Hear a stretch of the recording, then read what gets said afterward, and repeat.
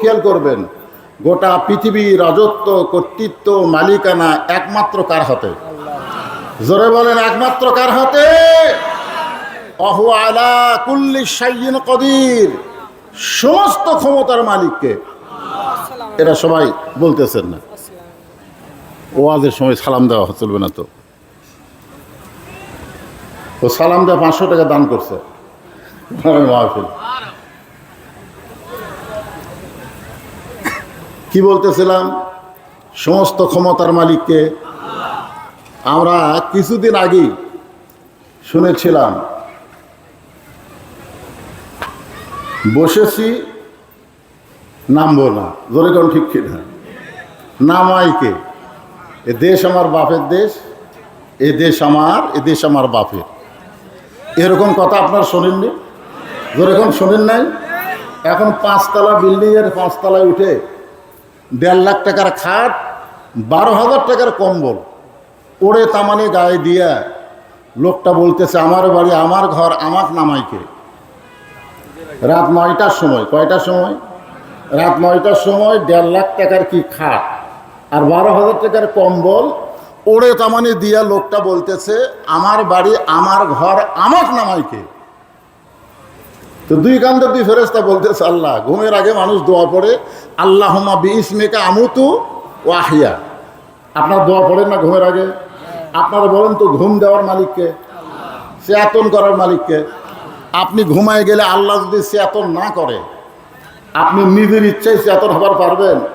এরকম ক্ষমতাবান একটা লোক বলেন তো হুজুর, আমি ঘুমায় গেলে নিজের ইচ্ছায় চেতন হব? তাহলে দোয়া পড়া লাগতো কি, আল্লাহুম্মা বিইসমিকা আমুতু ওয়া আহইয়া। কিন্তু লোকটা দোয়া পড়ছে কি, আমার বাড়ি, আমার ঘর, আমাকে নামাইকে। রাত 9টার সময় এই দোয়া পড়ে ঘুমায় গেছে। রাত 3টার সময় একটা ভূমিকম্প হচ্ছে। জোরে কোন কি কম্প?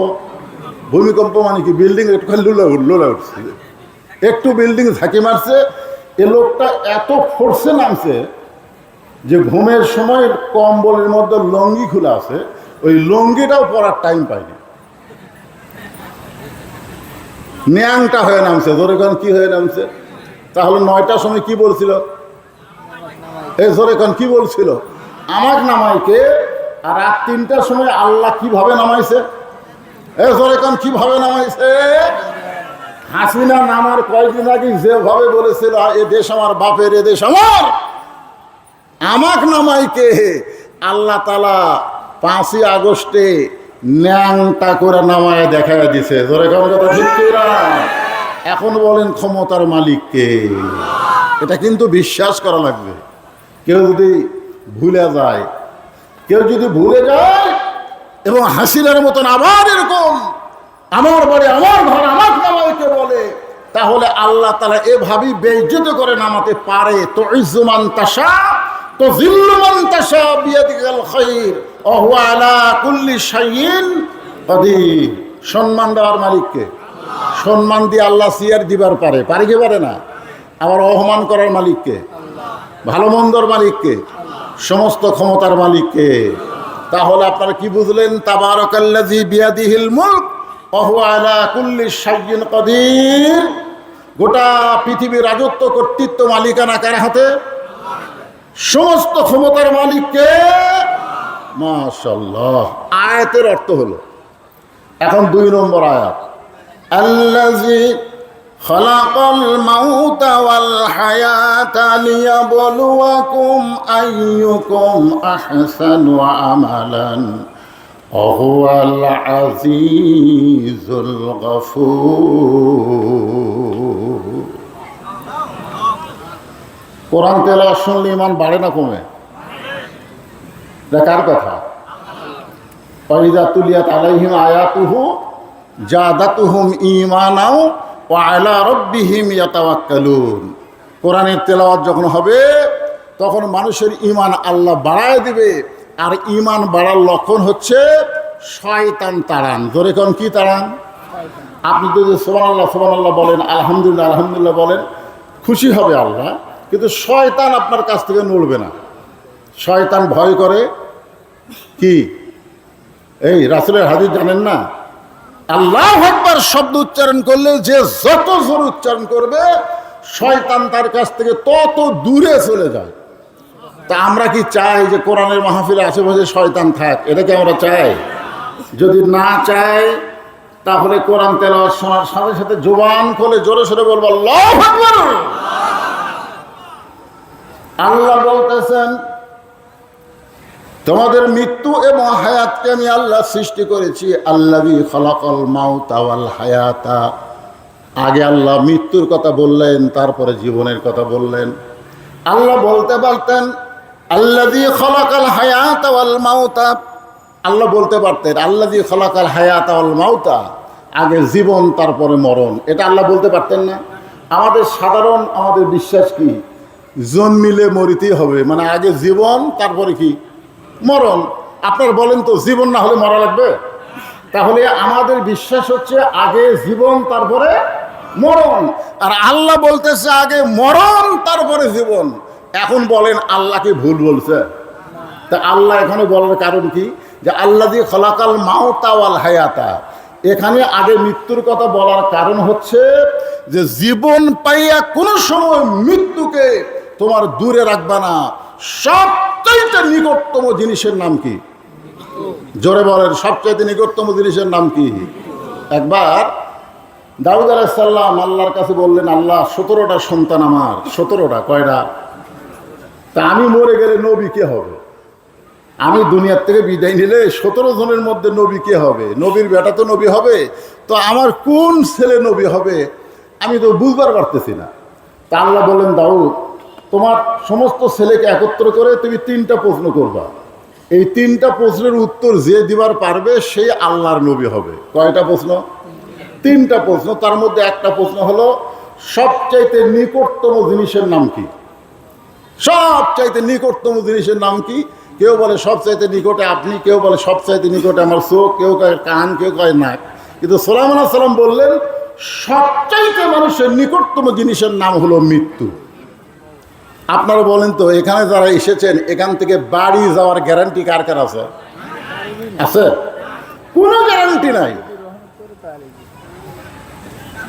তাহলে সবচাইতে নিকটতম যদি মৃত্যুকে বিশ্বাস করি, তাহলে আল্লাহ বলতেছেন ওয়ালা তামুতুন্না ইল্লা ওয়া আনতুম মুসলিমুন। তোমরা মৃত্যুবরণ করো না ততক্ষণ পর্যন্ত যতক্ষণ তোমরা মুসলমান না হবে। এখানে আল্লাহ বলতেছেন মুসলমান না হয়ে তোমরা মৃত্যুবরণ করো না। এখন বলেন, মুসলমান হয়ে যদি আমরা মরতে চাই তাহলে আমাদের করণীয় কি, এটা আমাদের জানার দরকার আছে না নাই? আমি সেই বিষয়টাই আজকে আপনাদের সামনে আলোচনা করব। যে আমরা তো মরবই, আমরা তো গরু ছাগলের মতন মরবো না, আমাদেরকে মরতে হবে মুসলমান হয়ে। ধরে কোন কথা ঠিক কিনা? আমার মা বোনের যারা আছেন পর্দার অন্তরালে সবাই মনোযোগ দিয়ে শুনবেন। হ্যাঁ, মুসলমান হয়ে যদি আমরা মরতে চাই তাহলে আমাদের কিছু কাজের দরকার আছে না নাই? হ্যাঁ, এই কথাটাই আল্লাহ বলতেছেন লিয়াবলুয়াকুম আইয়ুকুম আহসানু আমালান ওয়াহুয়াল আজিজুল গফুর। তোমাদেরকে পরীক্ষা করা হবে। এদিকে তাকান, এই বক্তার দিকে তাকান। এটা কি মাহফিলের সিজন? এটা কি সিজন? মাহফিলের সিজন হলে এই কয় মানুষ? না না না, মাহফিলের সিজন বোঝেন না? এটা আষাঢ় শ্রাবণ কি কাল? তো বর্ষাকালে মাহফিল হয়। তো যে কয়জন মানুষ আইছেন তারা যদি আবার তাকাতাকি করেন তাহলে বক্তার ওয়াজ হবে? এই জন্য সবাই একটু খেয়াল করেন যে কথাগুলো আমি বলতেছি, কথাগুলোর গুরুত্ব আছে না নাই? মরবেন না কি করে? মরা লাগবে কি লাগবে না? মরা যদি লাগে তাহলে কেমনে মরবো, কিভাবে মরবো? গরু ছাগলের মতন তো মরবো না, আমরা কাফের মুশরিক হয়ে মরবো না, আমরা মুসলমান হয়ে মরতে চাই। জোরে কোন কথা ঠিক কিনা?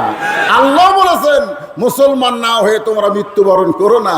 মুসলমান যদি মরতে পারো তোমাদের দেহ যাবে কবরে, কিন্তু তোমাদের রুহুর কোনো কবর হবে না।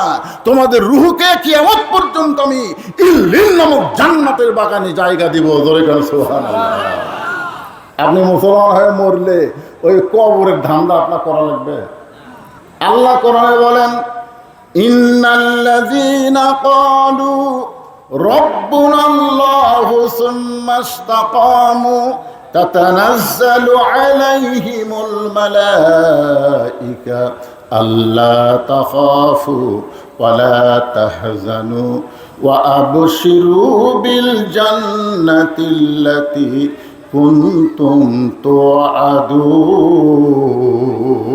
আল্লাহ কি বলতেছেন? নিশ্চয় যারা রবকে স্বীকার করবে, রবকে স্বীকার করে এর প্রতি ইস্তেকাম থাকবে। উকিল এসে বলতেছে তাজুল ইসলাম, উকিল এসে বলতেছে তাজুল ইসলাম মীর কাসেম আলীকে। মীর কাসেম আলী নাম শুনছেন? মীর কাসেম আলীকে তাজুল ইসলাম বলতেছে, স্যার আজকে রাত 12টায় আপনার ফাঁসি হবে। আজকে রাত 12টায় আপনার কি হবে? ফাঁসি হবে। তো মীর কাসেম আলী মুসকি মুসকি হেসে বলতেছে, ভাই এখন কয়টা বাজে? বলতেছে এখন রাত 9টা বাজে। বলতেছে আলহামদুলিল্লাহ, এখনো 3 ঘন্টা সময়। উকিল ফোন করছে, কে রে আজ রাত 12টায় ফাঁসি হবি? আর 9টার সময় শুনে বলতেছে এখনো 3 ঘন্টা সময়। তাহলে 3 ঘন্টার সময় অযথা বসে থাকা লাভ নেই, আমি 2 ঘন্টা ঘুম পারি। কয় ঘন্টা ঘুম পারি? আমি 2 ঘন্টা ঘুম পারি। যদি সে এত না পাই তুমি আমাকে ডাক দিও। উকিল মনে মনে চিন্তা করে পাগল হয়ে গেছে, ফাঁসির চিন্তার পাগল হচ্ছে। পাগল না হলে কয় ঘুম পারবো, 3 ঘন্টা সময় পর ফাঁসি হবি। আর বেচারা বলতেছে আমি ঘুম পারি, যদি সে এত না পাই তুমি ডাক দিও। আপনারা বলেন তো রাত 12টায় ফাঁসি হবি, সে 9টার সময় ঘুমালে সে ঘুম ধরবি? আর বলতেছে যদি সে এত না পায় তাহলে ডাক দিও। উকিল মন খারাপ করছে, তো ফাঁসির চিন্তায় পাগলা হয়ে গেছে, চলে গেছে। উকিল বার হয়ে চলে গেছে ফাঁসির কন্ডম সেল থেকে। রাত 11:30টার সময় এসে দেখে মীর কাসেম আলী নাক দেখা ঘুম পাড়তেছে। কি রে আর ফাঁসি হবি, মাত্র আর 8 ঘন্টা বাকি। আর এই বেটা লাখ দেখা ঘুম পাড়তেছে, পায়ের আঙ্গুল ঢোকাইছে, লাভ দুটো বলতেছে ভাই ফাঁসির সময় হচ্ছে? না স্যার এখন 8 ঘন্টা আছে। আলহামদুলিল্লাহ। মীর কাসেম আলী বলতেছে আলহামদুলিল্লাহ। ওযু করে 2 রাকাত নামাজ পড়ে কোরআনের সূরা মুলক আর মুজাম্মিল তেলাওয়াত করে ফাঁসির কন্ডম সেলের মধ্যে সবচাইতে ভালো যে পাঞ্জাবিটা আছে, ওই পাঞ্জাবি গায়ে দিয়া শিরোনি দিয়ে মাথার চুল হাসড়ায় বলতেছে উকিল দেখো তো আমার কেমন লাগতেছে। উকিল চোখের পানি বের করে বলে হুজুর স্যার আপনার এখনো ফাঁসি হবে, আর আপনি সুন্দর জামা পরে চিরুনি দিয়ে মাথার চুল হাসড়ায় বলতেছেন কেমন লাগতেছে, আপনি কি শ্বশুর বাড়ি যাবেন? মীর কাসেম আলী বলতেছে ফাঁসির মাধ্যমে আল্লাহ তাআলা আমার জন্য 8টা জান্নাতের দরজা খুলে দিবে। আল্লাহর প্রতি যারা ইস্তেকাম থাকবে, আল্লাহ বলেছেন আল্লাহ তাখাফ, তোমাদের কোনো ভয় নাই, ওয়ালা তাহজান, তোমাদের কোনো চিন্তা নাই, ওয়া আবশিরু বিল জান্নাহ, দুনিয়া ছাড়ার সঙ্গে সঙ্গে জান্নাত দিয়ে তোমাদেরকে বরণ করা হবে। জোরে বলেন সুবহানাল্লাহ। তাহলে আপনারা মুসলমান হয়ে যদি আমরা মরতে পারি, মনে করতেছেন অন্ধকার কবর? এই মুসলমানের বাচ্চারা, মুসলমানের ঘরে জন্ম নিলাম, কিন্তু মুসলমান হয়ে যদি মরতে না পারি, আমাদের মতন দুর্ভাগা এই দুনিয়াতে আর কেউ নাই। জোরে কোন কথা ঠিক কিনা? মুসলমানের ঘরে জন্ম নিয়ে মুনাফিক হয়ে মরবো, বেঈমান হয়ে মরবো, আমাদের মতন দুর্ভাগা কে আছে? মুসলমানের ঘরে জন্ম নিয়েছি, আল্লাহ আমাদের ওপর কত রহম করছে, চিন্তা করছেন? আবার আল্লাহ তাআলা বলে দিচ্ছেন মুসলমান না হয়ে তোমরা মৃত্যুবরণ করো না। আর মুসলমান হয়ে মরতে গেলে আমাদের কি করা লাগবে সেই বিষয়টাই আমি আপনাদের সামনে উপস্থাপন করব। আর আপনারা এই দিক সেদিক তাকাতাকি করেন। আপনারা মনে করতেছেন যে ওয়াজের মতো 2-4 ঘন্টা ওয়াজ করবে, সে টাইম নাই তো। যে বিষয়টা ধরছি এর উপরে তাফসীর করে একটা ব্যাখ্যা বিশ্লেষণ করে আপনাদেরকে বোঝানোর চেষ্টা করতেছি। খুব খেয়াল করবেন। লিয়াবলুয়াকুম, তোমাদেরকে পরীক্ষা করা হবে। কি করা হবে? মনে করেন কি করা হবে? আইয়ুকুম আহসানু আমালা। এই পরীক্ষার বিষয়টা হলো সুন্দর আমল।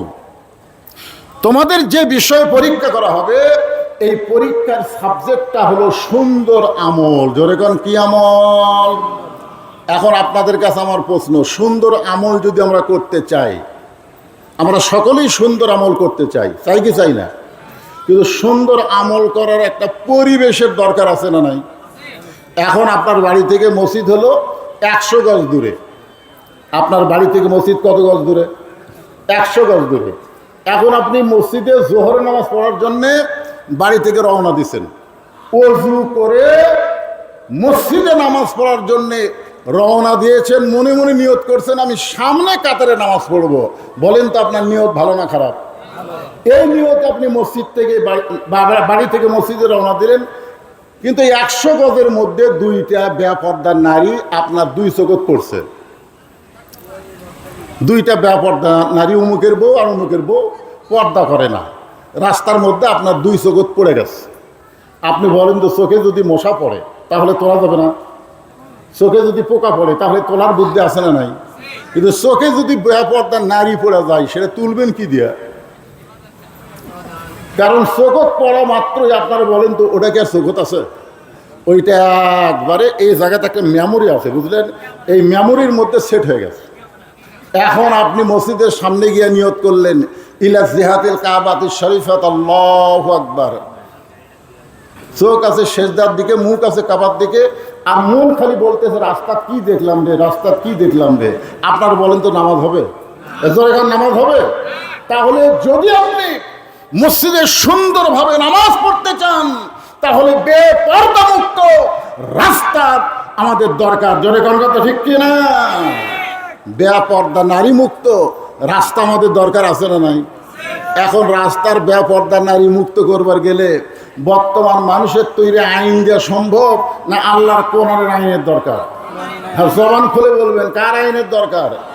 তাহলে সুন্দর একটা পরিবেশ যদি তৈরি করতে চাই, সুন্দর একটা সমাজের দরকার। সুন্দর একটা সমাজ যদি আমরা তৈরি করতে চাই তাহলে সুন্দর একটা রাষ্ট্রের দরকার। আর সুন্দর একটা রাষ্ট্র যদি গঠন করতে চাই তাহলে মানুষের তৈরি করে আইন হবে না, আমার আল্লাহর কোরআনের আইন লাগবে। ধরে কোন কথা ঠিক কিনা?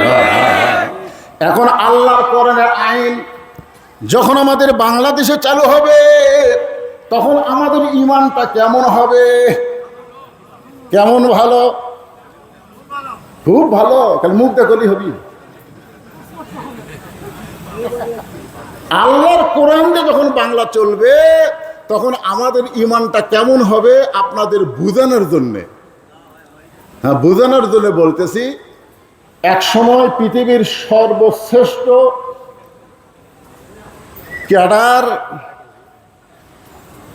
আমরা গুন্ডা বলি, ক্যাডার বলি, মাস্তান বলি, পৃথিবীর সর্বশ্রেষ্ঠ মাস্তান, সর্বশ্রেষ্ঠ গুন্ডা ছিল হযরত ওমর। আবু জেহেল কিন্তু আল্লাহর নবীকে হত্যা করবার চাইছে, কিন্তু ডাইরেক্ট না। আর হযরত ওমর ডাইরেক্ট নাঙ্গা তরবারে হাতে নিয়ে নবীকে হত্যা করার জন্য রওনা দিয়েছিল। জোরে কোন কথা ঠিক কিনা? আপনারা বলেন তো হযরত ওমরের এই যে চরিত্র, নবীকে হত্যা করবে, এই চরিত্রকে বিমোচন করে দিছে কে? আল্লাহ না, কোরআন। তিনি যখন রাস্তার মধ্যে শুনতে পাইলেন ওমর তুমি নবী হত্যা করার জন্য নাঙ্গা তরবারি নিয়ে যাচ্ছ, তুমি কি জানো তোমার বোন আর ভগ্নিপতি ওই নবীর দলে ভর্তি আছে?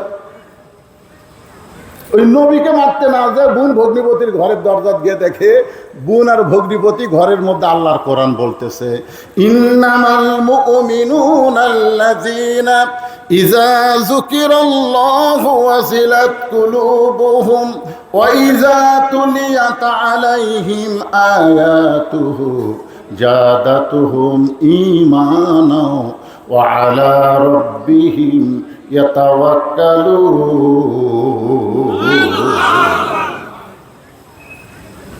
কি বোন ভগ্নিপতি মারতে মারতে একসময় বললো তোরা যে কি পড়লি, তোরা যে ঘরের মধ্যে কিছু পড়তেছিলি সেটা একটু আমার দে তো। বোন কি বললেন? লা ইয়ামসুহু ইল্লাল মুতাহহারুন। ভাই আপনি যত বড়ই মাস্তান হন, আমরা যেটা তেলাওয়াত করেছি ওইটা ধরবার গেলে আপনাকে পবিত্র হওয়া লাগবে। ধরে কোন কথা ঠিক কিনা? তাহলে আল্লাহর কোরআনকে ধরতে গেলে কি হওয়া লাগবে? পবিত্র হওয়া লাগবে। এই পবিত্র হতে গেলে কি করা লাগবে? বলে আমরা যার দলে ভর্তি হয়েছি আপনাকেও তার দলে ভর্তি হওয়া লাগবে। ধরে কোন সুবহানাল্লাহ। হযরত ওমর আল্লাহ নবীর দলে ভর্তি হয়ে এই কোরআনকে এমনভাবে গ্রহণ করলেন, কোরআন গ্রহণ করার কারণে শুধু হুজুর থাকলেন না, শুধু ইমাম থাকলেন না, এক সময় বাংলাদেশের মতন ৯৬টা দেশের খলিফা হয়ে গেলেন। জোরে কোন সুবহানাল্লাহ। বাংলাদেশের মতন কয়টা কথা কয় না, বাংলাদেশের মতন ৯৬টা দেশের খলিফা যখন হযরত ওমর হলেন, তখন মনে হয় তার মাথার টুপি ছিল না, কথা কয় না। তখন ওমরের মাথার টুপি ছিল, উমরের মুখে দাড়ি ছিল, উমরের পরনে কি নবীর সুন্নতি পোশাক ছিল? তো তাহলে হুজুররা দেশ চালাবার পারবে না। মোল্লার দৌড় মসজিদ পর্যন্ত। একটা মৌলবি যদি খুব বেশি পারে তো মসজিদ চলাবে, মসজিদের বাহিরে মৌলবিকে খাওয়া নাই। একদল লোক বলে কি বলে না যে মোল্লার দৌড় মসজিদ পর্যন্ত। তো হযরত ওমর মোল্লা হইয়া মৌলবি হইয়া বাংলাদেশের মতন ৯৬টা দেশের খলিফা, ধরে কোন সুবহানাল্লাহ। তিনি একদিন মসজিদের মেম্বরে বসে হযরত ওমর নিজের গালে নিজে চল মারতেছেন, নিজের গালে নিজে চল মারতেছেন। খুব খেয়াল করেন, ডান হাতে ডান গালে চল মারে, বাম হাতে বাম গালে চল মারে। এমন সময় হযরত ওসমান গনি মসজিদে ঢুকছে। এমন সময় ঢুকি বলতেছে, আমিরুল মুমিনিন আপনি কি পাগল হয়ে গেলেন? নিজের গালে নিজে চল মারতেছেন। ওমর ফারুক বলে, ওসমান আমার অতীতের কথা বারবার মনে হচ্ছে, আমার অতীতের কথা বারবার মনে হচ্ছে। ওসমান বলতেছে, আমিরুল মুমিনিন আপনি হচ্ছেন বর্তমান অর্ধজাহানের খলিফা। ওমর বলে, ওসমান যে ব্যক্তি শুধু বর্তমানকে খেয়াল করে, অতীতের কথা ভুলে যায়, ভবিষ্যৎ করে না, ওই আপনারা কি মনে করেন আমি যে আজকে যে পজিশনে আছি, এই পজিশন আমার বর্তমান? জোরকান কথা ঠিক কিনা? আমার অতীতের খবর কি? অতীত, আমার অতীতের খবর জানেন আপনারা? আমি রাস্তায় রাস্তায় ঘুরতাম দাওয়াত নেওয়ার জন্যে। কোনো মানুষজনকে দেখতে বলতাম, ভাই আপনাকে গ্রামে মাহফিল হবে না? হবে হুজুর, তা আমাকে একটু দাওয়াত দেন। ভাই আপনার ওয়াজই শুনলি, আপনাকে দাওয়াত দেওয়া যাবে না। অন্তত ১০০ লোককে বললে ১-১ লোক আমাকে দাওয়াত দিত। অতীত, আমার অতীত হলো ঘুরে ঘুরে দাওয়াত নেওয়া। আমার বর্তমান পজিশন হলো দাওয়াতের এত ভিড় যে ভিড়ের কারণে ৩ তলায় লুকা থাকা। মানুষজন আসলে আমার সেক্রেটারি যারা আছে তাদেরকে বলে দাও, এবং লেখা রাখছি বিশাল একটা সাইনবোর্ড যে এই বছর ২৫ সাল ২৬ সাল আমার কোনো তারিখ থাকে না। এটা হচ্ছে আমার বর্তমান। আর আমার ভবিষ্যৎ হচ্ছে মসজিদের খাটনি, আমার বাড়ির আঙ্গিনাতে আসবে, আমার সমস্ত কাপড় খসায় সাদা কাপড়ের কাপড়ে চকলেটের মতন মোড়ায়া আমাকে অন্ধকার কবরে নিয়ে যাবে। জোরে কোন কথা ঠিক কি নাই? এখন আমার অতীতের রাস্তা ঘুরে ঘুরে দাওয়াত দেওয়ার কথা মনে নাই, আমার ভবিষ্যৎ মৃত্যুর কথাও মনে নাই। বর্তমানে আমি কি হনু রে? হ্যাঁ কি খালি বর্তমান নিয়ে থাকলে হবে না, অতীতের কথা চিন্তা করা লাগবে। ওসমান, আমি ওমর অতীতে খালার বাড়িতে রাখালি করতাম, খালার বাড়িতে আমি রাখালি করতাম, আমি ছাগল চড়াতাম। সন্ধ্যার সময় ছাগল ফেরত আনলে আমার খালা আমার মাথার চুল ধরে বলতো, ওমর কয়টা ছাগল নিয়ে গেলে, কয়টা ফেরত আনলে? আমি ছাগল গুনার দিকে ২-৩টা কম, আমি আবার দৌড় দিতাম। ওই পাহাড়ি এলাকায় গিয়া ছাগলগুলো করে করে নিয়ে এসে খালারে জমা দিতাম। খালা আমার কান ধরে বলতো, ওমর যেই ভুল আজকে করেছো, এই ভুল যদি আগামীকাল করো তোমার রাখালির চাকরি আমি ক্যান্সেল করে দেব। আমি খালার পা ধরে বলতাম, খালা আমার রাখালির চাকরি যদি ক্যান্সেল করে দেন আমি থাকবো কোথায়, খাবো কোথায়? যে ওমর একদিন রাখালির চাকরি রক্ষা করার জন্যে খালার পা ধরে কেঁদেছে, আজকে সেই ওমর অর্ধ পৃথিবীর খলিফা হয়েছে। এটা ওমরের যোগ্যতাই নয়, এটা কেবলমাত্র আল্লাহর কোরআনের ওসিলায়। ধরে ধরে কথা ঠিক কিনা? এখন আপনারা বলেন তো, এই কোরআনের ক্ষমতা আছে না নাই? এই কোরআন যখন বাংলার জমিনে চালু হবে, আমরা তো দেখিনি, আমরা খালি সারা জীবন ওয়াজ শুনে যাচ্ছি। ধরে কথা ঠিক কিনা? সাইদি হুজুর ৫০ বছর কোরআনের তাফসির করেছে। প্রত্যেক গ্রামে গ্রামে, প্রত্যেক পাড়ায় পাড়ায় কোরআনের মাহফিল হচ্ছে। সারা জীবন শুধু কোরআন শুনেই যাচ্ছি, কোরআন শুনেই যাচ্ছি, কিন্তু কোরআন বাস্তবে কি এইটাকে আমরা দেখতে পাইছি? দেখতে পাইছি, জোরেগান দেখতে পাইছি। আজকে যদি কোরআনের আইন বাংলার জমিনে থাকতো, এরকম লুটতারা, খুন, রাহানি, চাঁদাবাজি হতো? জোরে বলেন হতো? আজকে বাংলার অবস্থা কিরকম? ডক্টর ইউনূস কিছুই করবার পারতেছে না। কারণ মানুষের আইন দিয়ে কি করবে? একদিকে ধরে নিয়ে আসে, আরেকদিকে জামিন হয়। জোরে খান কথা ঠিক কিনা? এই তো মানুষের আইন। কিন্তু আল্লাহর কোরআনের আইন হলো জামিন। তুমি যে অপরাধ করেছো, তোমার উপরে সেই অপরাধের প্রয়োগ হবে। জোরে খান কথা ঠিক কিনা? তুমি পাথর দিয়ে হত্যা করেছো, তোমাকে পাথর দিয়ে হত্যা করা হবে। জোরে খান কথা ঠিক কিনা? আল্লাহ বলতেছেন লিয়াবলুয়াকুম আইয়ুকুম আহসানু আমালান, তোমাদেরকে সুন্দর আমলের পরীক্ষা হবে। এই সুন্দর আমলটা কি আপনাদের দেখানোর জন্য বলতেছি। হযরত ওমর অর্ধ পৃথিবীর খলিফা হইয়া একদিন ছদ্মবেশ ধারণ করেছে শুধুমাত্র আল্লাহর কোরআনকে দেখার জন্য। জোরে কোন সুবহানাল্লাহ। যেই কোরআন একটা রাখালকে অর্ধ পৃথিবীর খলিফা বানায় দিল, সেই কোরআনটা কি একটু নিজের চোখে দেখার দরকার আছে না নাই? হযরত ওমর ছদ্মবেশে আল্লাহর কোরআন দেখার জন্যে মদিনার গলি গলি ঘুরতেছেন। হঠাৎ হযরত ওমর দেখতে পায় বিস্তীর্ণ মরুভূমি। ওই মরুভূমির মধ্যে একজন রাখাল উট আর দুম্বা চড়ায়। হযরত ওমর আল্লাহর কোরআনকে দেখার জন্যে রাখালকে সালাম দিলেন। আসসালামু আলাইকুম রাখাল ভাই, আমার পেটে ক্ষুধা লাগছে, আমি উটের এক পেয়ালা দুধ চাই। আসসালামু আলাইকুম রাখাল ভাই, আমার পেটে ক্ষুধা লাগছে, আমি উটের এক পেয়ালা দুধ চাই। রাখাল সালামের উত্তর দেয় না। কি দেয় না? আপনারা বলেন তো, সালাম দেওয়া কি সুন্নত আর উত্তর দেওয়া কি ওয়াজিব? উত্তর দেওয়া কথা কন না কেন? উত্তর দেওয়া কি ওয়াজিব। উমর ফারুকের রাগ কম না বেশি? কিন্তু রাগটা কন্ট্রোল করলেন, কারণ যখন নেতা হবে তখন নেতাদের রাগ কন্ট্রোল করা শিখতে হবে। আল্লাহ রাসূল যে নেতা ছিলেন, রাসূল যে আদর্শ দিয়ে গেছেন, নেতা হলেই হবে না, নেতাদের রাগকে কন্ট্রোল করা লাগবে। জনগণ ঠিক কিনা? ওমর ফারুক রাগকে কন্ট্রোল করে বললেন, রাখাল ভাই, তোমাকে আমি সালাম দিলাম, উটের এক পেয়ালা দুধ চাইলাম, তুমি সালামের উত্তরও দাও না, উটের দুধ দিবা কিনা সেটাও বলো না। রাখাল মুচকি মুচকি হাসিয়ার বলে, তোমার সালামের উত্তর আমি দিব না, আগে জানতে হবে তোমার পরিচয়, তুমি কে। প্রত্যেকটা মানুষের পরিচয় আছে না ভাই? ওমর ফারুক চিন্তায় পড়ে গেলেন যে আমি অর্ধ পৃথিবীর খলিফা, আমি ছদ্মবেশ ধারণ করেছি আল্লাহর কোরআনকে দেখার জন্য। এখন যদি আমার পরিচয় দিয়ে দেই তাহলে গুমুর তো ফাঁস হয়ে যায়। এই চিন্তা যখন ওমর করতেছেন, এমন সময় আল্লাহর কোরআন সামনে এসে বলে, ওমর, রাখাল যখন তোমার পরিচয় চাইছে, তুমি আসল পরিচয় দাও। তোমার আসল পরিচয় ওমর না, তোমার আসল পরিচয় অর্ধ পৃথিবীর খলিফা না, তোমার আসল পরিচয় হলো মিল্লাতা আবিকুম ইব্রাহিম ওয়া সাম্মাকুমুল মুসলিমিন। তোমার আসল পরিচয় হলো তোমার জাতির পিতা। যারা বলবেন না তারা অন্য কাউকে জাতির পিতা মানতেছেন নাকি?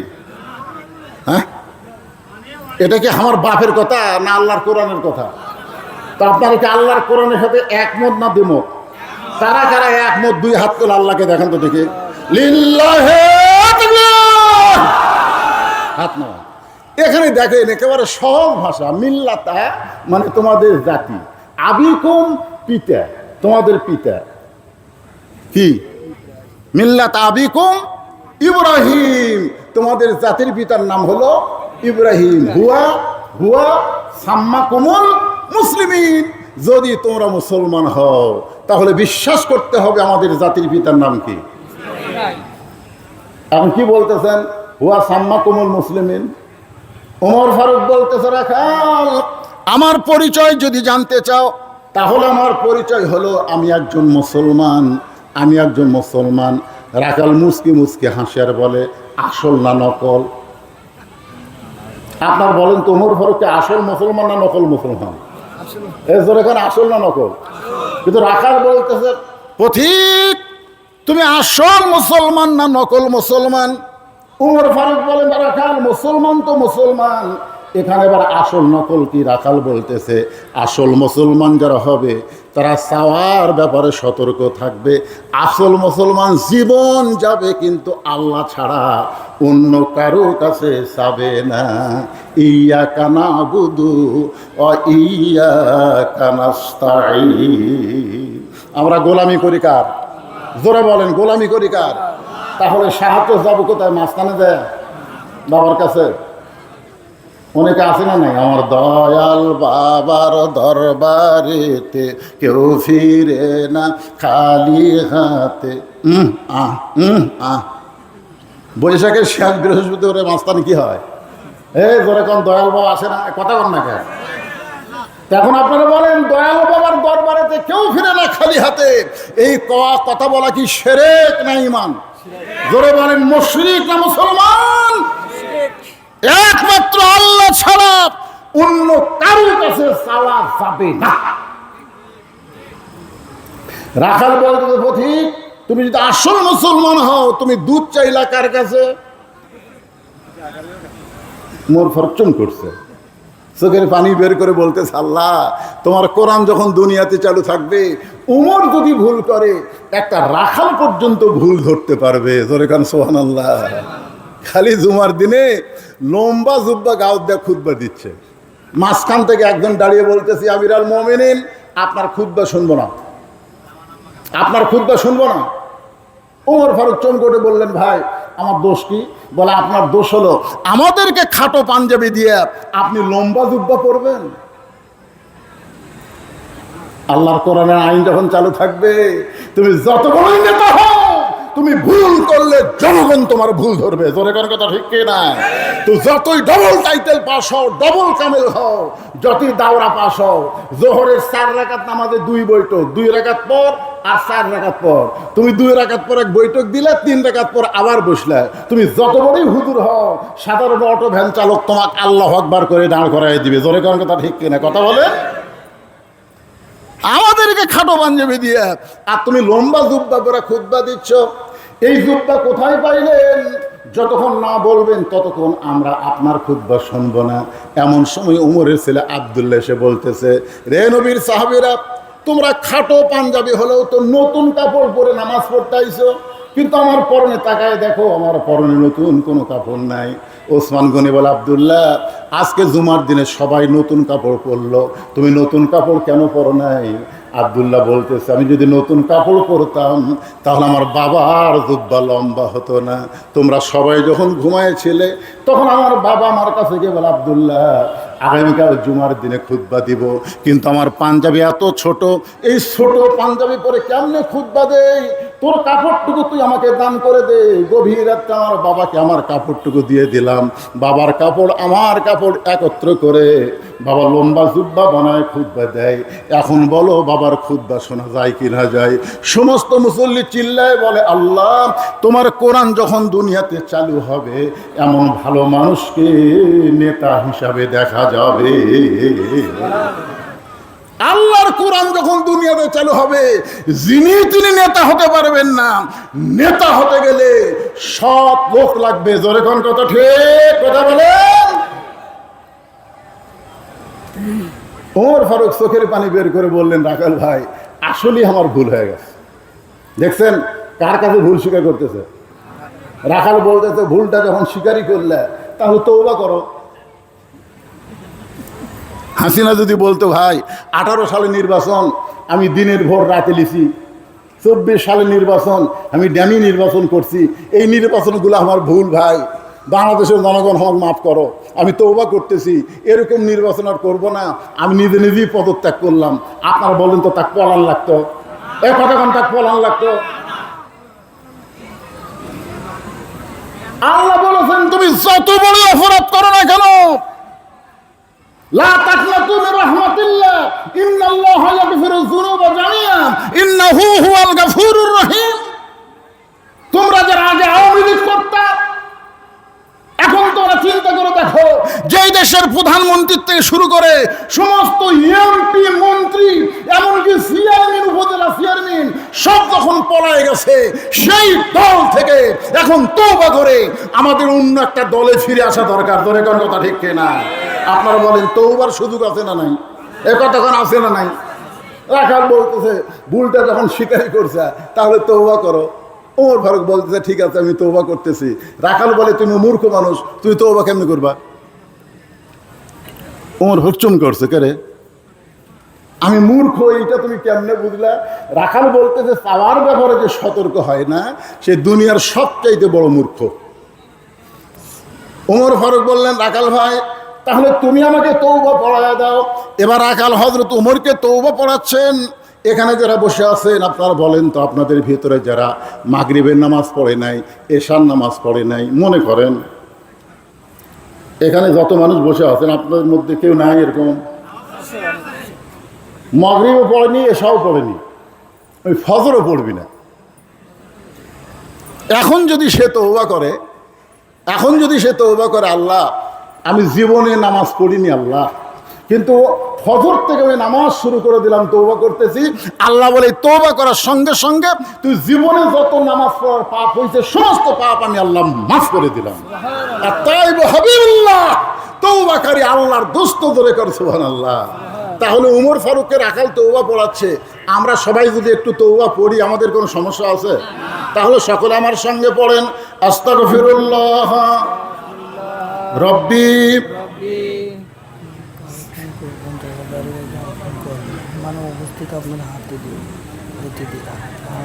ঠিক আছে ঠিক আছে, তওবা পড়াচ্ছে আর ওই সময় এই কথা কওয়া লাগে। কি ভাই বিরক্ত হচ্ছেন? তওবা পড়া ভালো না খারাপ? সবচাইতে ভালো আমলের নাম হলো তওবা। জানেন তওবা শব্দের অর্থ কি? ফিরে আসা, ফিরে আসা। আমি এতদিন অন্ধকারে ছিলাম, এখন আলোক চলে আসলাম। আমি এতদিন বেনামাজি ছিলাম, নামাজি হয়ে গেলাম। আমি এতদিন শয়তানের দল করতাম, আল্লাহর দল আসলাম। এরকম এর নাম হলো তওবা, মানে ফিরে আসা। ধরে কোন কি? ফিরে আসা। তাহলে সবাই আমার সঙ্গে পড়েন, সবাই পড়েন। এই যুবকরা তোমরা একটু জোরে জোরে পড়বা, বুঝলি না? বুড়া মানুষ আর যুবক মানুষের কম বেশি আছে না নাই? হ্যাঁ, আপনারা বলেন তো যে একটা লোক যতদিন ঘুষের চাকরি করছে ততদিন তওবা পড়েনি, যে চাকরি গেছে তখন তওবা করতেছে আল্লাহ আমি আর ঘুষ খাবো না, আল্লাহ আমি আর ঘুষ খাবো না। আপনারা বলেন তো আর তওবা কবুল হবে? কেন কবুল হবে না? আল্লাহ কই করে তোর চাকরি নাই, তোর এখন চাকরি নাই, আপনি ঘুষ খাবো না সেই তওবা করতেছিস। এই জন্যই যারা যুবক, এখানে যে সমস্ত যুবকেরা বসে আছেন, আমি একটু অনুরোধ করে বলতেছি, বলেন জবান খুলে আমার সঙ্গে তওবা পড়া। হতে পারে আজকের মাহফিল আমাদের জীবনের শেষ মাহফিল, জোরে কোন ঠিক কিনা? তাহলে সবাই পড়েন আস্তাগফিরুল্লাহ রব্বি মিন কুল্লি যামবিন ওয়া তুবু ইলাইহি। ওমর ফারুক তওবা করার পরে বলতেছেন, ও রাখাল ভাই আল্লাহর হস্তে উটের এক পেলা দুধ দাও, যেই দুধটা পান করে আমি ক্ষুধা তৃষ্ণা নিবারণ করতে চাই। রাখাল মুচকি মুচকি হাসে। ওমর ফারুক বলে রাখাল আবার হাসার কারণ কি? রাখাল বলতে পথিক তুমি তওবা করে আবার মুনাফিকি করলা। তওবা করে কি করলো? হাসিনা এরকম ভোটের আগে মাথাত কি দিয়া হিজাব দিয়ে বলতেছিল আমি কোরআন হাদিসের বাহিরে কোনো আইন করব না। ধরে কোন কথা ঠিক কিনা? আপনাদের মনে আছে না নাই? হাতে তসবি নিয়ে অনেক নেতারাও কিন্তু এখন এসে তওবা করবে ভোট চাওয়ার জন্য। কি কোন করবে কি করবে না? এসে বলবে ভাই যা করছি করছি ভাই, এবারের মতো আমাকে ভোট দেন, আমি আর দূরে থাকবো না, আমি গরিবের বন্ধু, সমাজ সেবক, জনদরদি, মেলা কিছু বলবে। বলবে কি বলবে না কথা? তো এখন ব্যাপারটা হচ্ছে রাখাল বলে পথিক ওমর ফারুককে বলতেছে তওবা করার পরে তুমি এবার মুনাফিকি করলে। ওমর ফারুকের রাগ কম না বেশি? মুখে যা আসে তা বলতেছো, তওবা করার পরে মুনাফিকি কেমনে করলাম? রাখাল বলতেছে এই এত চেতিস কেন? আপনারা বলেন তো রাখালকে ওমর চেনেতে? চেনে না তো, এই জন্য বলতে চেতিস কেন? তুই ঠিক করে বল তোর মুখের সাথে মনের মিল আছে? তুই চিন্তা করে দেখতো আমি কি উটের মালিক? আমি যদি উটের মালিক হইতাম তুমি আমাকে রাখাল বলতে না, আর যখন তুমি আমাকে রাখাল বলেছো তখন তোমার মন বলতেছে আমি উটের মালিক না। আর মালিক ছাড়া রাখালের কাছে চাইলে আল্লাহ রাস্তেও রাখাল দিবার পারবে। মনে করেন আমি একজন রাখাল, আমি কেবল টেস্ট থেকে নামছি, ইতিমধ্যে এক লোক আমার হাতের মধ্যে 200 টাকা দিয়ে কয় হুজুর দোয়া করেন। আমি টাকা দেখে ভালোই পকেটে থুয়ে বললাম কি দোয়া ভাই? বলে হুজুর আমার বইয়ের পেটে একটা বাচ্চা আইছে, আল্লাহ যেন একটা পুত্র দেয়। যেই বলছে বইয়ের পেটে বাচ্চা আইছে আল্লাহ যেন একটা পুত্র দেয়, এই পকেট থেকে 400 টাকা বের করে দিয়ে দিলেন। তো কয় হুজুর আমি দিলাম 200, আপনি দিলেন 400, ব্যাপার কি? বা আমি 200 তোমাকে হাদিয়া দিলাম, যাও।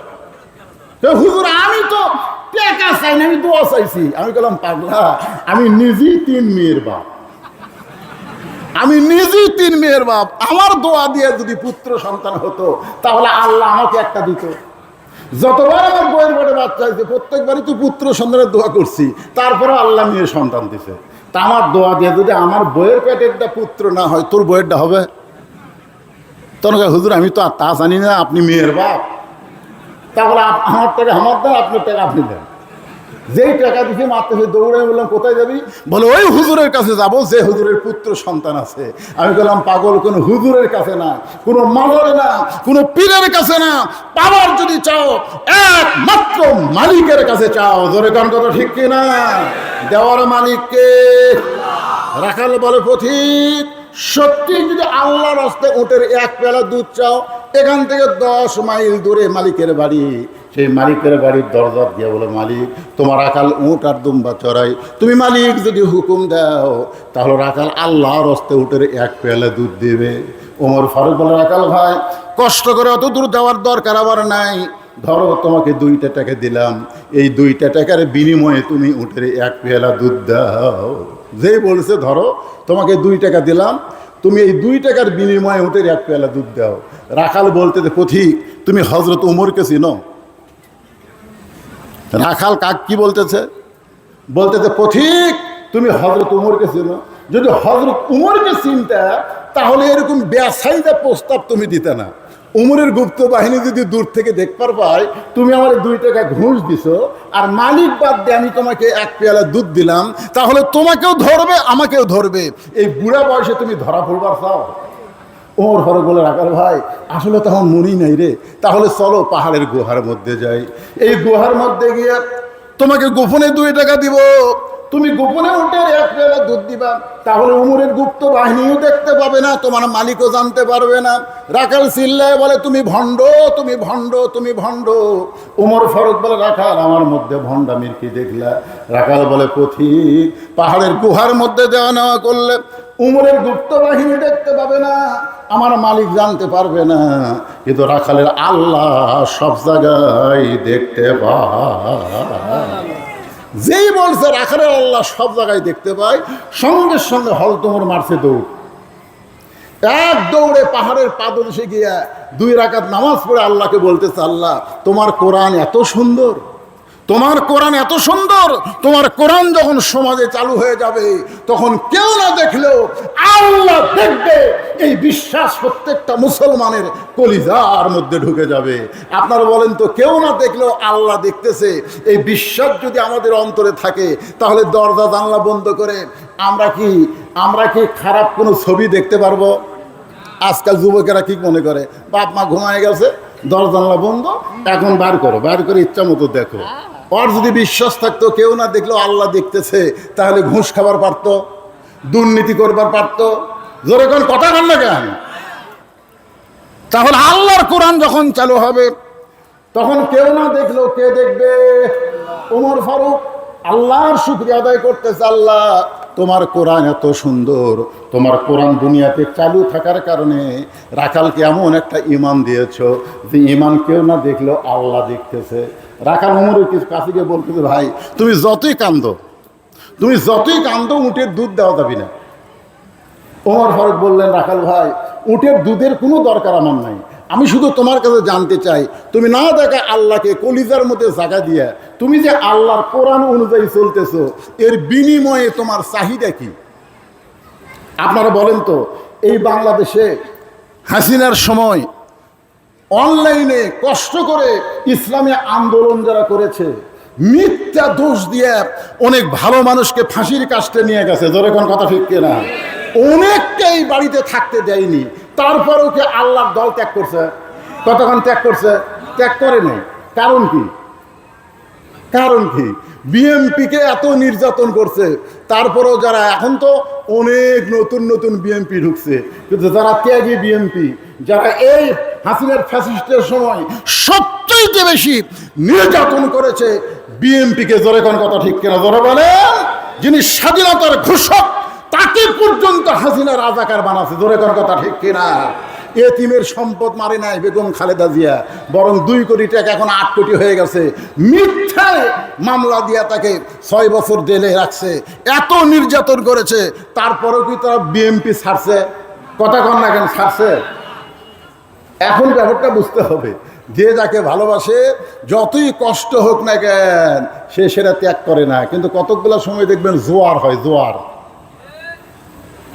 আগে ছিল আওয়ামী লীগ, বিএনপির মধ্যে সবচেয়ে ফাউল কথা কারা বলতেছে আপনারা খেয়াল করে দেখবেন, যারা আগে আওয়ামী লীগ করতো বর্তমানে বিএনপি হয়ে গেছে, এরা বিএনপির দুর্নাম করার জন্যে ফাউল কলা বলতেছে। একটা ফজলু পাগলা, উনি কিন্তু আগে আওয়ামী লীগ করতো, জোরে করার কথা ঠিক কিনা?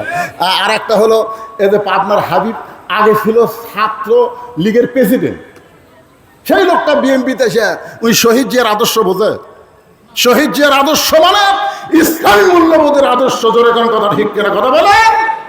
শহীদ জিয়ার আদর্শ মানে আরাফার ময়দানে ডিমের গাছ লাগানোর আদর্শ। শহীদ জিয়ার আদর্শ মানে কাবা ঘর একবার ইরানের শিয়া আক্রমণ করেছিল, তিনি সেই কাবা ঘরকে রক্ষা করেছেন, এবং সৌদি আরবের প্রেসিডেন্ট, সৌদি আরবের সরকার শহীদ জিয়াকে কাবা ঘরের মধ্যে সম্মান সুযোগ ঢোকার পারমিশন দিয়েছেন, জোরেগান সুবহানাল্লাহ। সেই শহীদ জিয়ার বিএনপি করে না, এরা নতুন নতুন বিএনপি করে আজে বাজে কথা বলে। একটু মনোযোগ দিয়ে কথাগুলো শুনবেন। ওমর ফারুক চোখের পানি বের করবার, রাখাল তুমি রোদে পড়ে পড়ে উট দুম্বা চড়ো, তোমার ভালো কোনো চাকরি নাই, তোমার ভালো কোনো খাবার নাই, তোমার ভালো কোনো বাড়িও নাই, তারপরেও তুমি আল্লাহর কোরআন অনুযায়ী চলতেছো, এর বিনিময়ে তোমার চাহিদা কি? রাখাল বলে, পথিক আমার চাহিদা হলো 2টা। আমার চাহিদা হলো কয়টা? আল্লাহর কোরআন যে বলতেছে, রব্বানা, পড়েন, রব্বানা আতিনা ফিদ দুনিয়া হাসানাতাও ওয়া ফিল আখিরাতি হাসানা ওয়া কিনা আযাবান্নার।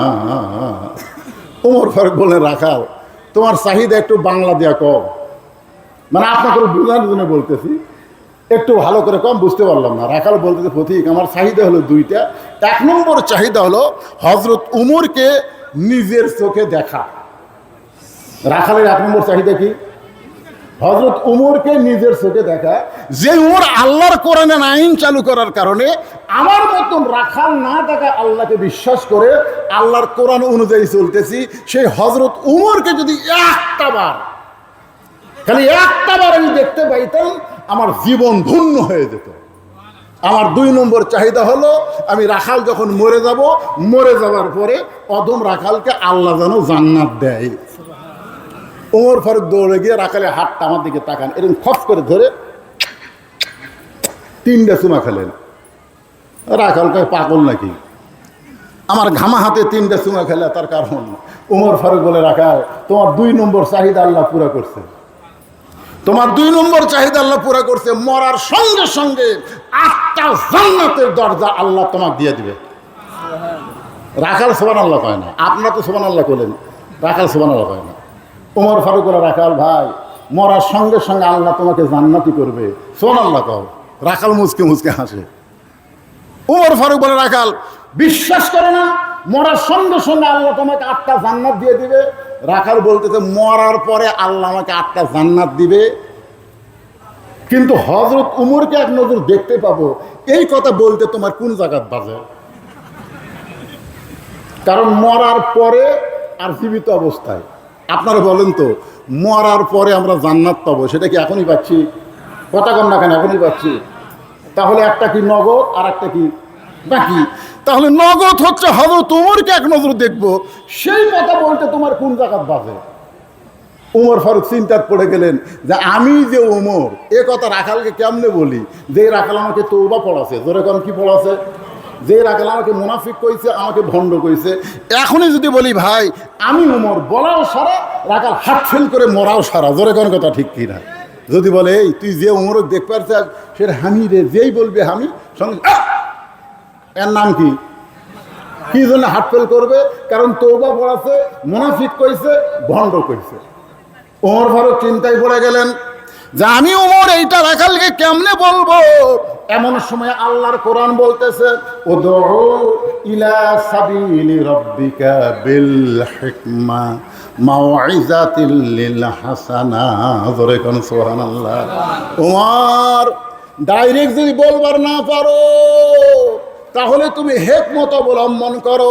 ওমর ফারুক বললেন রাখাল ভাই সত্যি যদি তুমি হযরত ওমরকে দেখতে চাও তাহলে তোমাকে ফজরের নামাজ সামনে কাতারে আদায় করা লাগবে।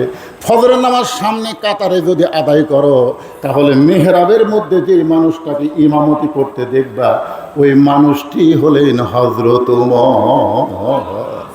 সুবহানাল্লাহ, আসতে বলেন কেন? তার মানে কি বোঝা গেল?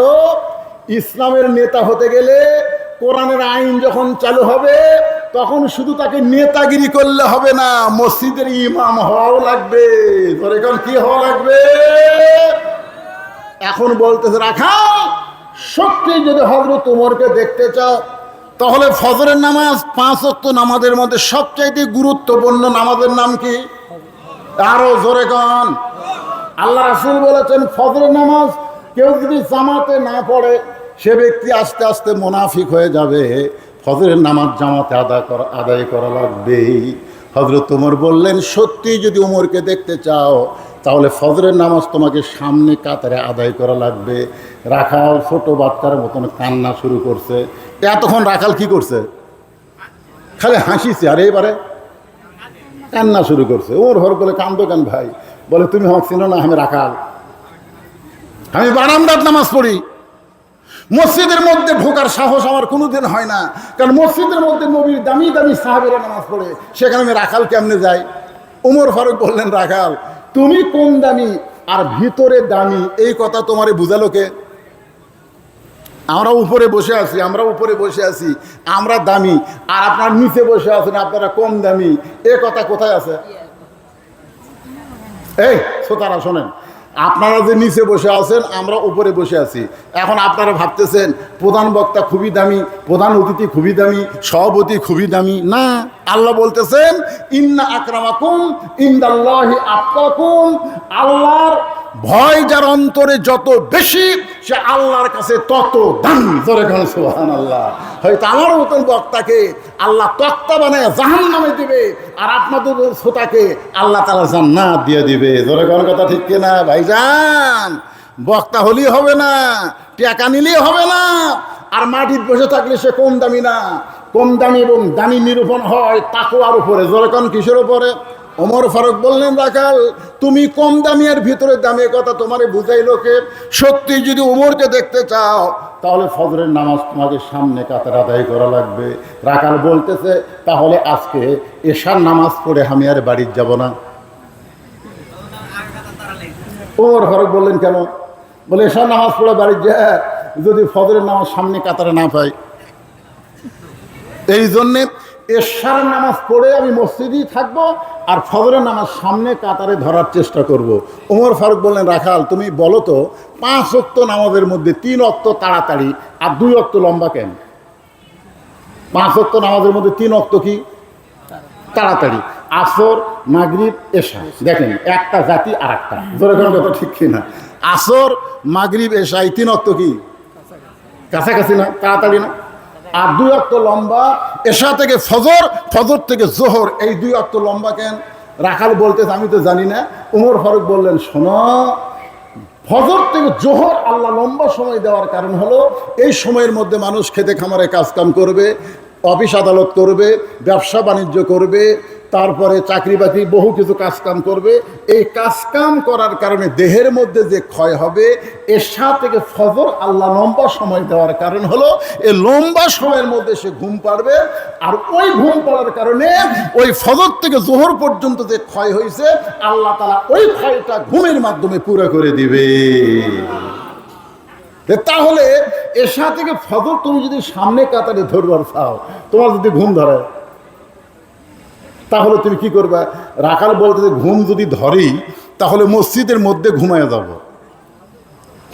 যেই বলছে মসজিদের মধ্যে ঘুমায় যাব, উমর ফারুক চেহারা লাল করে বলতে, রাখাল মসজিদের মধ্যে ঘুম পাড়ার দলিল দে।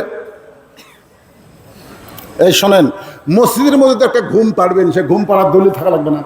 কথা কন, ফাইজা কুদিয়াতিস সালাহ ফান্তাশিরু ফিল আরদ। আহারে, আপনার তো কিছুই বলতেছেন না, কি মন খারাপ করছেন নাকি? মসজিদে ঘুম পড়ার দূরের কথা, যখন নামাজ পড়া সবাই চলে গেছে, ওরা তিনজন 4 ফ্যান দিয়ে গল্প করতেছে। কয় ফ্যান? 4 ফ্যান দিয়ে তিনজন গল্প করতেছে, 1-1 ঘন্টা হয় গল্প ছাড়ে না। 2 কান থেকে ফেরেশতা বলতেছে, আল্লাহ সবাই নামাজ পড়ে বাড়িতে গেল, এরা তিনজন যে 4 ফ্যান দিয়ে গল্প করতেছে, এর কি রেজাল্ট কি? আল্লাহ বলতেছে এই 3 জনের রেজাল্ট হলো এই যে 4টা ফ্যান ঘুরতেছে, এই ফ্যান ঘোরার কারেন্টের বিল এই 3 জন আলাদাভাবে না দেওয়া পর্যন্ত এরা জান্নাতে যাওয়ার পারবে না। কারণ মসজিদ তোর বাপের ঘর না যে ইচ্ছা মতো ফ্যান ঘুরাবি। জোরে কোন কথা, ঠিক কথা বলেন? মসজিদ তোর বাপের ঘর।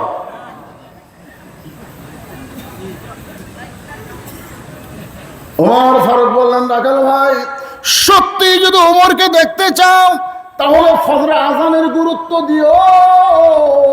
5 ওয়াক্ত নামাজের আজানের মধ্যে আর ফজরের নামাজের আজানের মধ্যে একটু পার্থক্য আছে না নাই?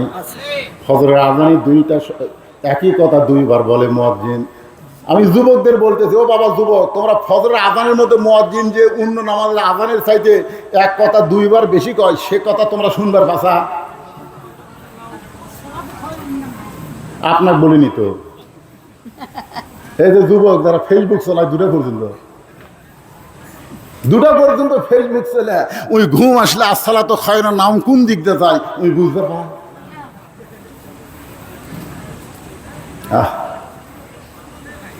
এক মুয়াজ্জিন আমারে কয়, হুজুর কি এক বিপদে পড়ছি হুজুর। আমি যখন ফজরে আজান শুরু করি তখন 4-5টা কুত্তে আসে মসজিদের দরজার কাছে,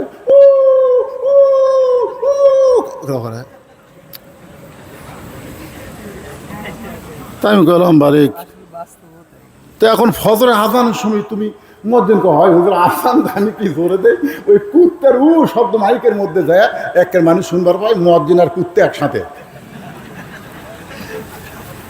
তো হুজুর কুত্তা কেন এরকম করে, আপনি একটা মশলা দেন তো। আমি বললাম, ভাই মুয়াজ্জিন সাহেব আপনি সত্যি এগুলো বলেন তো, যে আপনি যে আজান দিচ্ছেন আপনার ছেলে পেলে আছে? হুজুর আমার 3টা ছেলে আছে। আচ্ছা আপনি আজান দিলে এরা কি ফজর নামাজ পড়ে? না হুজুর আমার এই পাঁটারা তো নামাজ পড়ে না।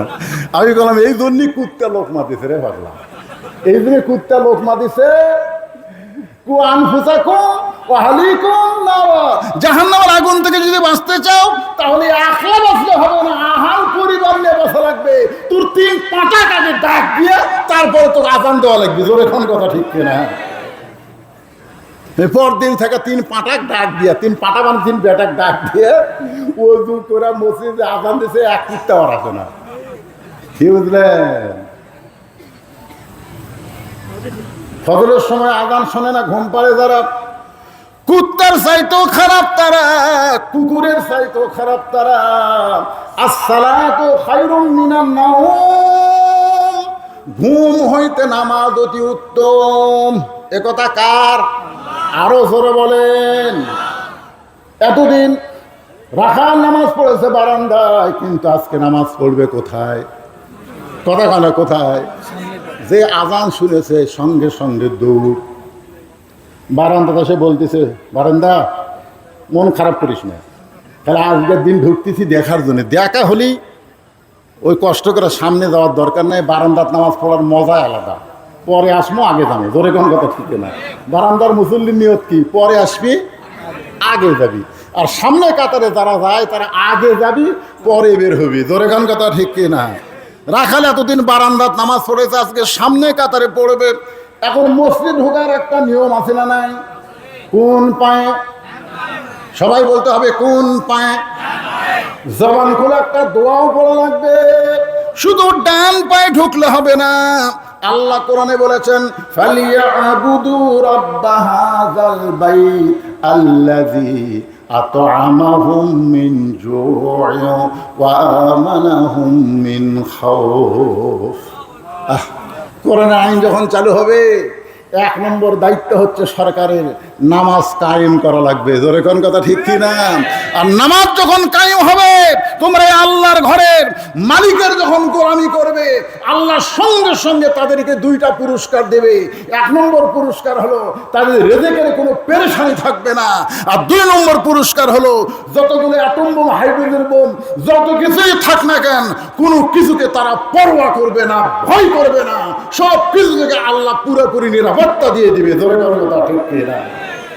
এখন দোয়াটা পড়েন আমার সঙ্গে সবাই। আল্লাহুম্মা ইফতাহলি পড়েন। আল্লাহুম্মা ইফতাহলি আবওয়াব রাহমাতিক। রাখাল ডান পায়ে দোয়াটা পড়ে এখন মসজিদের সামনে কাতারে যাবে। যে সামনে কাতারে যাবার চায়, প্রত্যেকটা সাহাবী নড়ে সরে রাখালকে যাওয়ার রাস্তা করে দেয়। রাখাল কয় কে রে? বারান্দার থেকে কি মনে করছিলাম? ভিতরে দামি দামি সাহাবী, আর ভিতরে ঢুকে দেখতেছি আমিও যা, এরাও তাই। আসলে আপনি বাইরে থাকলে বুঝতে পারবেন না। তো ভিতরে ঢুকে দেখেন, আমি নিজের চোখে দেখছি আওয়ামী লীগ, বিএনপি, জামাত 3 জন। হুজুর আসেনি, হুজুর আসেনি। এখন আসরের নামাজের সময় হয়ে গেছে। আমি ঢুকবার যাই দেখতেছি 3 দলের 3 জন। এখন আমি ঢুকলেই কবি হুজুর আপনি সামনে যান। আমি এখন ঢুকতেছি না, দেখি এরা কি করে। আমি জানলার ফাঁকে দাঁড়ায় আছি। মুসল্লি বেশি তো গ্রামগঞ্জে হয় না, বোঝেন না? তো নামাজের সময় তখন পার হয়ে যাচ্ছে, তখন আওয়ামী লীগ আর বিএনপি এই 2 জন জামাত ইসলাম বলতেছে ভাই সামনে যা, সামনে যা। তো জামাত ইসলাম বলতেছে না ভাই, আপনার দল ক্ষমতাতে আছে, আওয়ামী লীগকে বলতেছে আপনি সামনে যান। আরে পাগলা, আমি মাঝে মধ্যে নামাজ পড়ি, সামনে যাওয়া পারি। বিএনপি বলতে তাকে মধ্যে যা, তুই সামনে যা। যদি ওটা না হয়, আওয়ামী লীগ, বিএনপি, জাতীয় পার্টি, জামাত, আপনার বলেন তো এরা 4 জন যদি মসজিদের মধ্যে ঢোকে, তাহলে এরা কি 4 জন 4 কাতার করবি না 1 কাতারে নাড়াবি? যদি আওয়ামী লীগ কাছ থেকে বিএনপি একটু ফাঁকে থাকে, বিএনপি হাত ধরে টানবি, আয় ভাই আমার কাছে কাতারের মধ্যে ফাঁক খাওয়া যায় না রে। আল্লাহ বাইরে এত দল আর ভিতরে 1 কাতার, তার মানে আল্লাহ কয় আমার ঘরের মধ্যে ঢুকলে কোনো রাজনীতি চলবি না, সবাই কাঁধে কাঁধ মিলে ভাই ভাই হয়ে দাঁড়ান লাগবে। ধরে কোন কথা ঢুকতে না। এখন মসজিদের মধ্যে কোন মানুষের আইন চলে না, আইন চলে কার? রাখাল এতদিন ভাবতো ভিতরে দামি দামি, কিন্তু আজকে ভিতরে ঢুকে দেখতেছে যখন সামনে যাবার চায় সবাই ফাঁক করে সামনে যাওয়ার রাস্তা করে দেয়।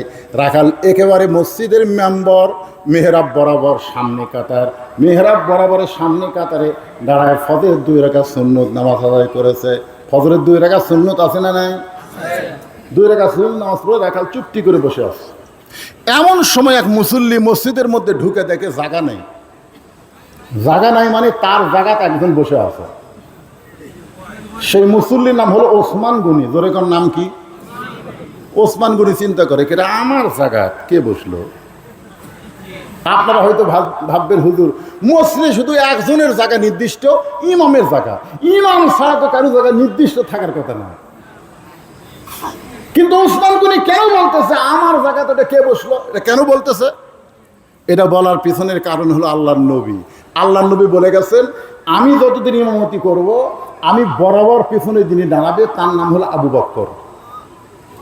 আবু বকর যখন ইমামতি করবে, আবু বকর বরাবর যিনি পিছনে দাঁড়াবে তার নাম হলো উমর। উমর যখন ইমাম হবে, উমর বরাবর পিছনে যিনি দাঁড়াবে তার নাম হলো ওসমান। ওসমান যখন ইমাম হবে, ওসমান বরাবর পিছনে যিনি দাঁড়াবে তার নাম হলো আলী।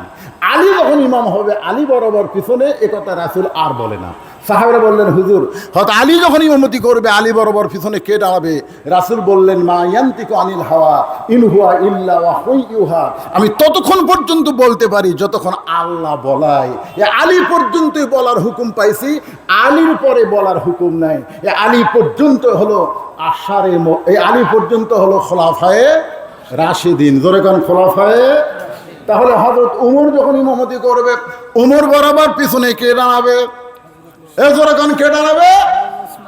সবাই বলেন না কেন, কে দাঁড়াবে? আসিয়া থেকে জায়গা দখল।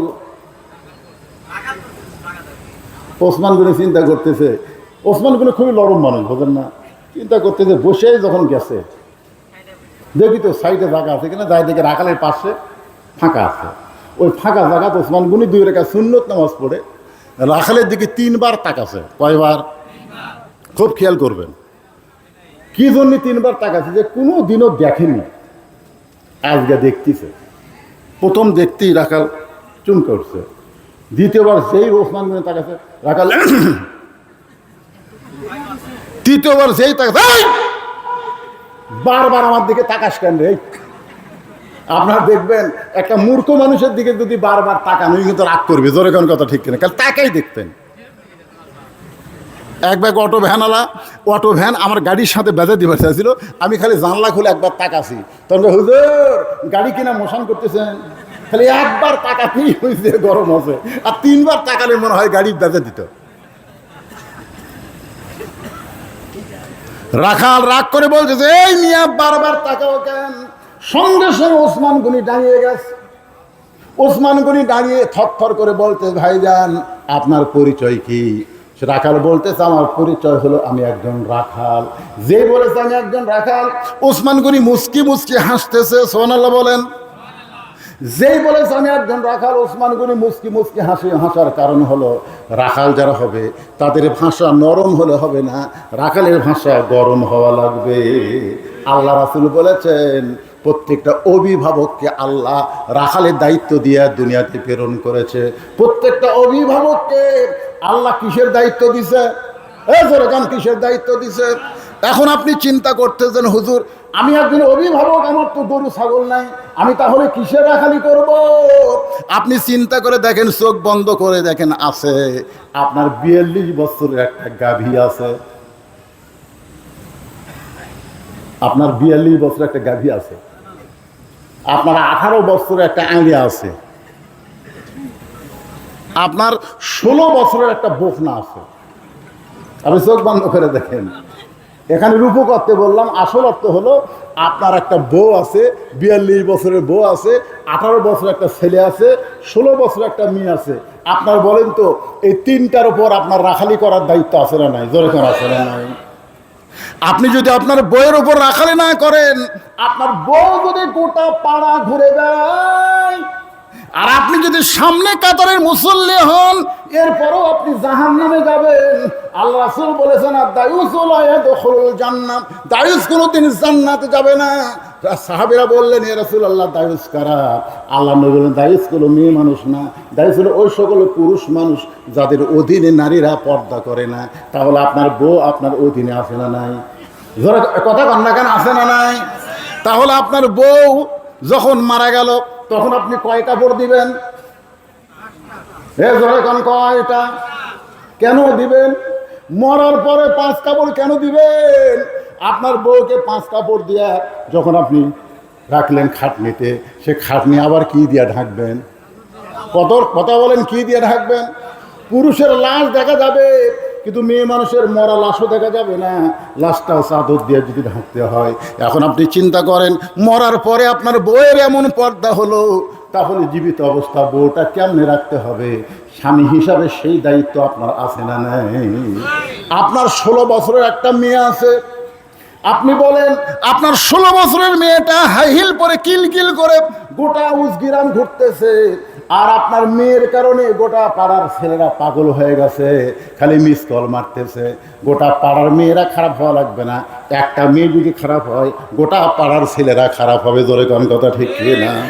এখন আপনার মেয়েকে কে ভালো করবে? যতদিন বিবাহ দেন নাই মেয়েটা আপনার অধীনে আছে, 9 বছরের ফাতেমা, নবীর মেয়ে 9 বছর, জোরে কান কয় বছর? 9 বছরের ফাতেমা হাতের মধ্যে চুরি দিয়া মুস্কি মুস্কি হাসতেছে। আল্লাহ রাসূল ঘরের মধ্যে পা দিবার যায় আর ঘরে পা দিলেন না। ফাতেমা চমকে গেল। যে বাবা ঘরের মধ্যে ঢুকে আমাকে আদর করে, মা মা বলে, আর সে বাবা ঘরে পা দিয়া কেন ঘর থেকে বাইরে গেল? ফাতেমা বের হয়ে দেখে আল্লাহ নবী বারান্দায় দাঁড়িয়ে কাঁদতেছে। ফাতেমা চোখের পানি সহ্য করতে না পেরে বলে, বাবা কি জন্য আপনি কাঁদেন? কি দুঃখে আপনি কাঁদেন? আল্লাহ রাসূল বলেন, ফাতেমা যে দুনিয়াতে সাজবে মা, আল্লাহ তার আখিরাতের শ্বাস কাইরা নিবে। যে দুনিয়াতে সাজবে, আল্লাহ তার আখিরাতের শ্বাস কাইরা নিবে। সঙ্গে সঙ্গে ফাতেমা হাতের চুরি খুলে মাটি ফাইলা দিলেন। যেই মাত্র ফাইলা দিছে, নবী দৌড়ে গিয়ে চুরি 2টা করে জামার পকেটের মধ্যে ঢুকাইলেন। ফাতেমা বলতেছে, বাবা যেই চুরি হাতে দেওয়ার কারণে আপনি ঘরের মধ্যে ঢুকলেন না, আমি সেই চুরি ফাইলা দিলাম, আপনি করে পকেটে রাখলেন। আল্লাহ নবী বলে, ফাতেমা আয় আয়, তুই আমার কাছে আয়। এই নবীর কাছে গেল। নবী হাতটা ধরে একটা চুমা দিয়ে বললেন, মা তোর হাতের চুরি আমি যত্ন করে রাইখা দিব। শুধু চুরি না, একদিন তোর নাকে নাক ফুল পরাই দিব, একদিন তোর কানে দুল পরাই দিব, একদিন তোর গলাত মালা পরাই দিব। ফাতেমা বলে, কবে কবে? আল্লাহ রাসূল বললেন, যেদিন তোমার বিবাহ হবে। ও ফাতেমা, মেয়েরা কেবলমাত্র এক ব্যক্তির জন্য সাজতে পারবে, সেই ব্যক্তি হলো তার স্বামী। স্বামী ছাড়া অন্য কোনো পুরুষের জন্য মেয়েরা চুরি পরতে পারবে না, নাকে ফুল দিবার পারবে না, কানে দুল দিবার পারবে না, গলাত মালা দিবার পারবে না। মেয়েরা কেবলমাত্র এক ব্যক্তির জন্য সাজতে পারবে, সেই ব্যক্তিটাই হলো তার স্বামী। জোরে বলেন, সেই ব্যক্তির নাম কি? এ মায়েরা, মায়েরা কি আইসে টাইসে নাকি? মায়েরা আইসে আছে? ও মা আমারে গাড়িতে যখন থাকে পেটটির মতন থাকে, যখন কোনো জায়গায় বেড়া মারতায়, হাইরে সাপ ভাই,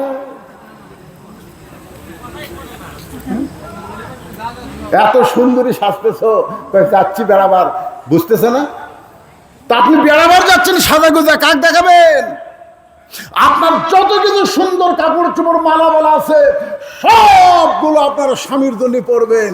আল্লাহ রাসূল দেখতেন গভীর রাত্রে মা আয়েশা সুন্দর করে সাজতেছেন। গভীর রাত্রে আল্লাহ রাসূল বলে, আয়েশা সাজার কারণ বুঝতে পারছি, আসো কাছে আসো।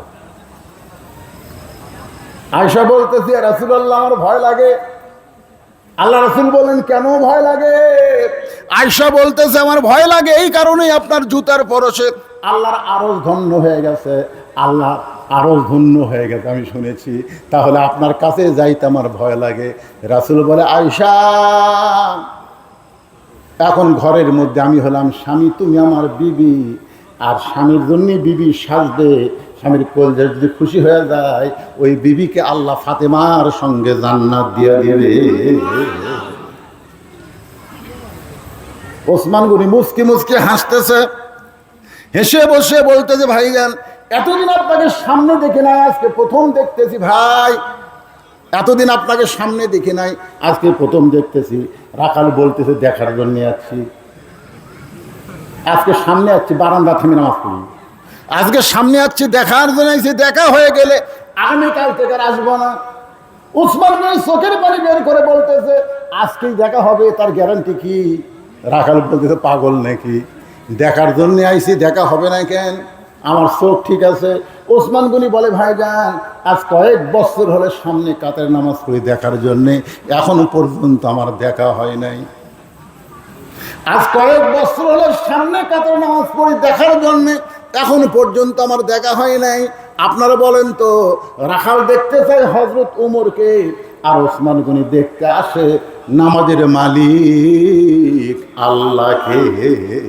আল্লাহ রাসূল বলেছেন, আনতাবুদুল্লাহ কাআন্নাকা তারাহু ফাইন লাম তাকুন তারাহু ফাইন্নাহু ইয়ারাকা।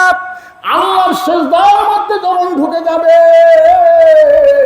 সিজদাটা যদি সিজদার মধ্যে হয়, তাহলে তোমার সিজদা মাটিতে পড়বে না, তোমার সিজদা পড়বে আল্লাহর কুদরতি কদমে।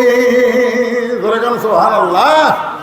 আল্লাহ রাসূল বলেছেন, যখন তোমরা ইবাদতে শামিল হবে, আল্লাহর সঙ্গে দেখা হবে। দেখা যদি নাও হয়, আল্লাহ তোমাকে দেখতেছে, এই বিশ্বাস কলিজার মধ্যে আসবে।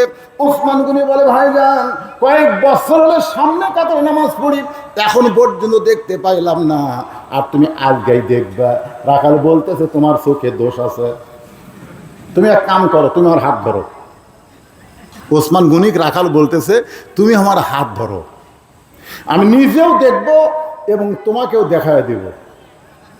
ওসমান গনি রাখালের হাতটা খফ করে ধরে আল্লাহর কোরআন তেলাওয়াত করতেছে, ইয়া আইয়ুহাল্লাযীনা আমানু তাকুল্লাহা ওয়া কুনু মা'আস সাদিকিন।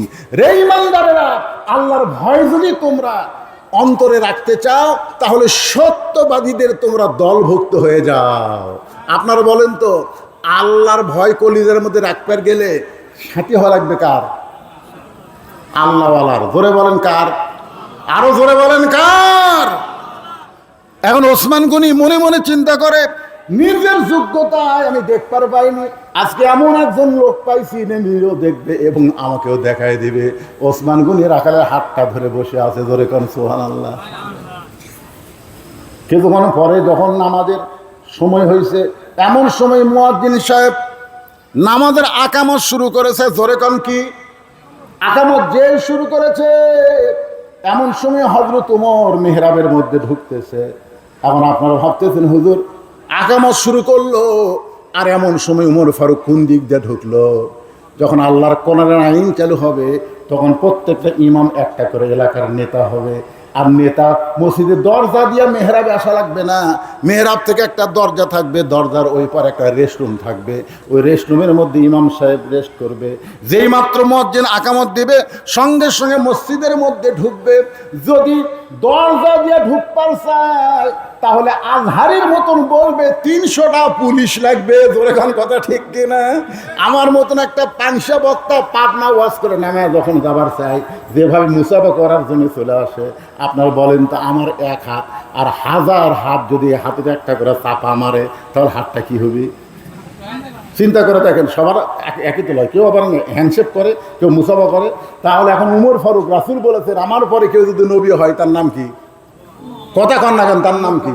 তাহলে দরজা দিয়ে আসবার গেলে সব মুসলিম যদি একবার হ্যান্ডশেক করবার চাই, তাহলে কারো যদি করে, কারো যদি না করে, মনের মধ্যে কষ্ট হবে কি হবে না? জোরে কোন হবে কি হবে না? এই জন্যে একের মেহরাব থেকে দরজা যে আকামত শুরু করেছে, ওমর ফারুক মেহরাবের মধ্যে ঢুকে গেছে। ওসমান গনি রাখালের হাতটা ধরে আছে।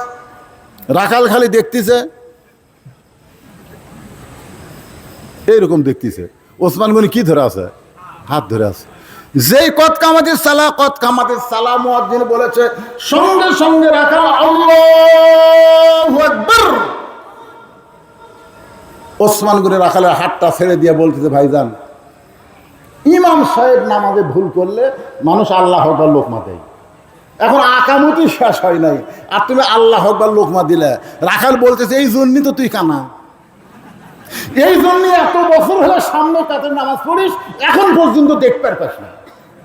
আমি কি জন্য লোকমা দিলাম নিয়ে, তুমি জানো?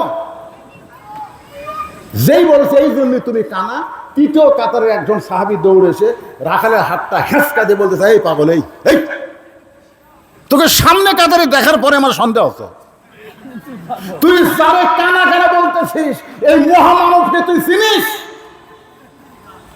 রাখাল চোখের পানি বের করে বলতে, ভাই আমি বারান্দাত নামাজ পড়ি, আমি ভিতরে কাউকে চিনি না। সাহাবী কান্দের বলে, পাগল রে, তুই যারে কানা কানা বলে তিরস্কার করতেছিস, এই মহামানব হলো আল্লাহর নবীর ডবল জামাই ওসমান গনি। ওসমান গনি, যারা এখানে হাজী সাহেব আছেন, ভাই হেফাজ করছেন তো, যারা এখানে হাজী সাহেব আছেন, আমার কথার সাথে তারা একমত হবেন। আল্লাহ রাসূলের রওজার পাশে, মসজিদ নববীর পাশে বিশাল একটা গোরস্থান আছে, বিশাল একটা গোরস্থান। তার নাম হলো জান্নাতুল বাকি। জোরে কান, নাম কি? ওই জান্নাতুল বাকির গেটের সাইডে লেখা আছে, এই জান্নাতুল বাকির মধ্যে কম করে হলো 10,000-এর বেশি সাহাবী শায়িত আছে। জোরে কান সুবহানাল্লাহ। 10,000-এরও বেশি কে শুয়ে আছে? সাহাবী। আমাকে মাঝখানে কে শুয়ে আছে? শাহ সুলতান বলকি কোনো সাহাবী? বাংলাদেশে কোনো সাহাবীর মাজার নাই। যদি একটা থাকতো আমার মনে হয় মানুষ যে কি করতো রে ভাই, আল্লাহ জানে। হায় আর একটা গোরস্থানে 10,000-এর বেশি সাহাবী শুয়ে আছে। সেই সাহাবীদের মধ্যে আছে নবীর 9টা বিবি ওই গোরস্থানের মধ্যে শুয়ে আছে। হযরত হাসান রাদিয়াল্লাহু ওই গোরস্থানে শুয়ে আছে, মা ফাতেমা ওই গোরস্থানে শুয়ে আছে, নবীর দুধ মা হালিমাতুস সাদিয়া ওই গোরস্থানে শুয়ে আছে। একটু ঢুকতেই মানে জান্নাতুল বাকিতে ঢুকতেই যে কবরটা, সেই কবরটা হলো ওসমান গনির কবর। মানে দেখেন, একজন শুয়ে আছে নবীর ডান পাশে, একজন বাম পাশে, কে? আবু বকর আর ওমর রওজার মধ্যে আছে। আর একজন আছে ইরাকে, তার নাম হচ্ছে হযরত আলী। যেরকম তার নাম কি? হযরত আলী। আর জান্নাতুল বাকির মধ্যে এখানে প্রথমে ওসমান গনি। আমি যেই মাত্র কবরের কাছে দাঁড়াচ্ছি, প্রথমবার যেবার গেছিলাম 11 সালে, তারপর তো বহুবার গেছি, আমার গোটা দেহ থরথর করে কাঁপতেছে। ছোট্ট একটা পাথর ওখানে আছে, পাথরে ছোট্ট করে লেখা আছে ওসমান গনি। কোরআনে আল্লাহ বলতেছেন আল্লাহু গানিয়ুন ওয়া আনতুমুল ফুকারা। আমি আল্লাহ হচ্ছি ধনী আর সবাই হচ্ছে ফকির। ধনীকে আর আমরা সবাই কি? কিন্তু রাসূল বলেছেন ইল্লা ইল্লা ওসমানু গানিয়ুন। এক আল্লাহ হলো ধনী, আর এক ধনীর নাম হলো ওসমান। সাহাবারা জিজ্ঞাসা করলেন, ইয়া রাসূলুল্লাহ, ওসমান কেমনে ধনী হলো? আল্লাহ রাসূল বললেন, তাহলে শোনো। একদিন আমি নবী বসে আছি, ইতিমধ্যে এক সাহাবী এসে আমার কাছে বলতেছি, ইয়া রাসূলুল্লাহ, আজকে কয়েকদিন হলে না খাওয়া, আমাকে যদি কিছু পারেন একটু আল্লাহর রাস্তায় সাহায্য করেন। সঙ্গে সঙ্গে আল্লাহ রাসূল এভাবে জুব্বা তুললেন। জুব্বা তুলে দেখে রাসূল ক্ষুধার জ্বালায় পেটে কাপড় দিয়ে পাথর বেঁধে রাখছে। সাহাবী চিন্তা করতেছে, হাওয়া আমি তো কয়েকদিনের না খাওয়া, তার চাইতে বেশি না খাওয়া হচ্ছে আল্লাহর নবী। সাহাবী মনের দুঃখে যখন যাবার চাই, রাসূল ডাক দিলেন, আম্মা সাইলা ফালা তানহার, সাইলকারীকে খালি খালি ফিরান যায় না, আয় আমার কাছে। সাহাবী বসে বলতে, হুজুর আমার পেটের যে খিদে, আপনার কাছে বসে থাকলে তো খিদে যাবি না। আল্লাহ রাসূল বললেন, বস। নবীর কাছে সাহাবী বসে গেছে, রাসূল ডাক দিলেন, আলী, আলী রে। হয়তো আলী দৌড়াইছে, হুজুর আমারে ডাকলেন কেন? বলে আমার কাছে খাবার চাইছে, আমি আজ কয়েকদিন হলে না খাওয়া। আলী বলতেছে, হুজুর আমি 4 দিন হলে খাইনি, তা আমার ডাকে লাভ আছে? রাসূল বলতেছে, আলী রে, তুই যা পারিস আমি তা পারি না, তুই যা পারিস আমি তা পারি না। ওসমান গনির কাছে একটা চিঠি লেখ, চিঠির মধ্যে লেখ 2000 টাকা, আর নিচে আমার নাম লেখা দে, আমার নাম লেখা দে, চিঠিটা আমি পাঠাইছি। হযরত আলী চিঠির মধ্যে 2000 লিখতে গিয়ে যাচ্ছেন, আর ওই গরিব সাহেব বলতেছে, আমার 2000 দরকার নাই তো, আমার 10টা টাকা হলেই যথেষ্ট। আল্লাহ নবী বলতেছে, আমি তোমাকে যার কাছে পাঠাচ্ছি সে অল্প দিয়া খুশি হয় না। ওই চিঠিখানা নিয়ে গরিব সাহাবে ওসমান গনির দরবারে গেছে, যাই দেখে ওসমান গনি কেশিয়ারের সাথে ঝগড়া করতেছে, এই বেটা 4 আনা গেল কোথায়? এই কি হিসাব করিস রে? 4 আনার না হিসাব না দিয়া তুই কিন্তু ছুটি পাবি না। গরিব সাহাবী কয়, আল্লাহ চিঠির মধ্যে লেখা আছে 2000, আর বেটা 4 আনার জন্য কেশিয়ারকে ধরছে, না দিলে ছুটি হবি না, আমার 2000 টাকা দান করবি। নবীর কাছে গিয়ে বলতেছে, হুজুর আপনি দিবার পারেন না ঠিক আছে, কিন্তু এমন কিরপনের কাছে কেন পাঠাচ্ছেন যে 4 আনার জন্য কেশিয়ারকে ছাড়ে নাই? আল্লাহ রাসূল বলেন, আবার যাও। নবী ধমক দিয়ে যখন বললেন, ওসমান গনির দরবারে গিয়ে দেখে কেশিয়ারের কপাল ঘেমে ঘাম টপ টপ করে পড়তেছে, আর ওসমান গনি কিছুক্ষণ পরে বলতেছে, 4 আনার হিসাব না দিলে তোর ছুটি নেই। গরিব ভাবতেছে, আবার যদি নবীর কাছে যাই, নবী আবার পাঠাই দিবে। না খাইয়া শুয়ে থাকা ভালো, কিন্তু না খাইয়া ঘোরা ভালো না। আমার গ্রামে দেখছি এক ফকির এক বাড়ির ভিক্ষা নিয়ে মাঝখানে 2 বাড়ি বাদ দিয়ে আর এক বাড়ির সামনে দাঁড়ায়। আমি ফকিরকে বললাম, ভাই এর কারণ কি? এই বাড়িতে ভিক্ষা নিয়ে মাঝখানে 2 বাড়ি বাদ দিলে, তারপরে 3য় বাড়িতে গিয়া তুমি দাঁড়াইলা, এই 2 বাড়ি বাদ দেওয়ার কারণ কি? ফকির রাগ করে বলতে, হুজুর আপনি কি ভিক্ষা করবেন? আমি বললাম, না ভাই, বাদ দেওয়ার কারণ কি? বলে, বাদ দেওয়ার কারণ হলো, এর আগে কম করে হলেও এই 2 বাড়ির 10 বার ভিক্ষা চাইছি, প্রত্যেক বাড়ি বলে বাড়ির থেকে মাফ করো। যারা ফকিরের কাছে মাফ চাই, ফকির সেই বাড়ি তালাক দিছে, কারণ ফকিরের সময়ের দাম আছে, ফকিরের সময়ের দাম আছে। এই কারণে ফকির পর্যন্ত বাড়ি তালাক দেয়। গরিব সাহাবী চিন্তা করতেছে, আবার যদি যায় আবার নবী পাঠাই দিবে, দরকার নাই। সিটি পকেটের মধ্যে রাইখা গোপন পথে যখন পলাবার চায়, এমন সময় দেখে রাস্তার মাথায় হযরত আলী দাঁড়ায় আছে। আলী বলতেছে, ভাই তোমাদের চিঠি লিখে দিলাম, এই চিঠি লেখার হাদিয়া হিসেবে তুমি 2টা দিরহাম আমাকে দিয়ে দাও। তোমার 2000-এর মধ্যে মাত্র 2টা দিরহাম আমি চাচ্ছি। আমার হাসান হোসেন না খেয়ে কাঁদতেছে। গরিব সাহেব বলতেছে, আলী রে, যদি আমার কাছে 2000 টাকা থাকতো তাহলে টাকার ব্যাগ কি টোপলা থাকতো, কিন্তু দেখো তো আমার কাছে কিছু নাই। তো কিছু নাই কেন? বলে আমি দুইবার গেলাম, সারানোর জন্য যে ওসমান কেশিয়ারকে ছাড়ে না, সে ওসমানের কাছে আমি চিঠি দেওয়ার সাহস পাইলাম না। সঙ্গে সঙ্গে আলী চিৎকার করে বলতেছে, মা ইয়ানতিকু আনিল হাওয়া ইন হুয়া ইল্লা ওয়াহয়ুহা। জোরে কান সুবহানাল্লাহ। নফসের তাও নাই, নবী কিছুই বলেন, নবী যা কিছু করে কে করায়? যা এমন ধমক মারছে। আলীর ভয়ে ওসমান গনির দরবারে যায়, দেখে কেশিয়ার আর ওসমান দুইজনই আল্লাহর শুকর আদায় করতেছে, আলহামদুলিল্লাহ আলহামদুলিল্লাহ, মানে হিসাব মিলে গেছে। আপনারা বলেন তো, এই সারানার জন্য ওসমান গনি কেশিয়ারকে কেন এরকম ধমক দিছেন? কারণ যারা সম্পদশালী হবে তাদের সম্পদ হিসাব করে বছর অন্তর জাকাত দেওয়া লাগবে। জোরে কোন কথা ঠিক কিনা? আপনি ইচ্ছা মতো জাকাত দিবেন তা চলবে না। যত সম্পদ আছে সমস্ত সম্পদের হিসাব করে 2.5 টাকা আপনাকে জাকাত দিতে হবে। কোরআন দিয়ে যখন বাংলাদেশ চলবে তখন সুদ ভিত্তিক অর্থনীতির কবর হবে, জাকাত ভিত্তিক অর্থনীতি চালু হবে। বাংলাদেশে গরিব খুঁজে পাওয়া যাবে না। জোরে কোন কথা ঠিক কিনা? দুইজনে আল্লাহর শুকরিয়া আদায় করতেছে।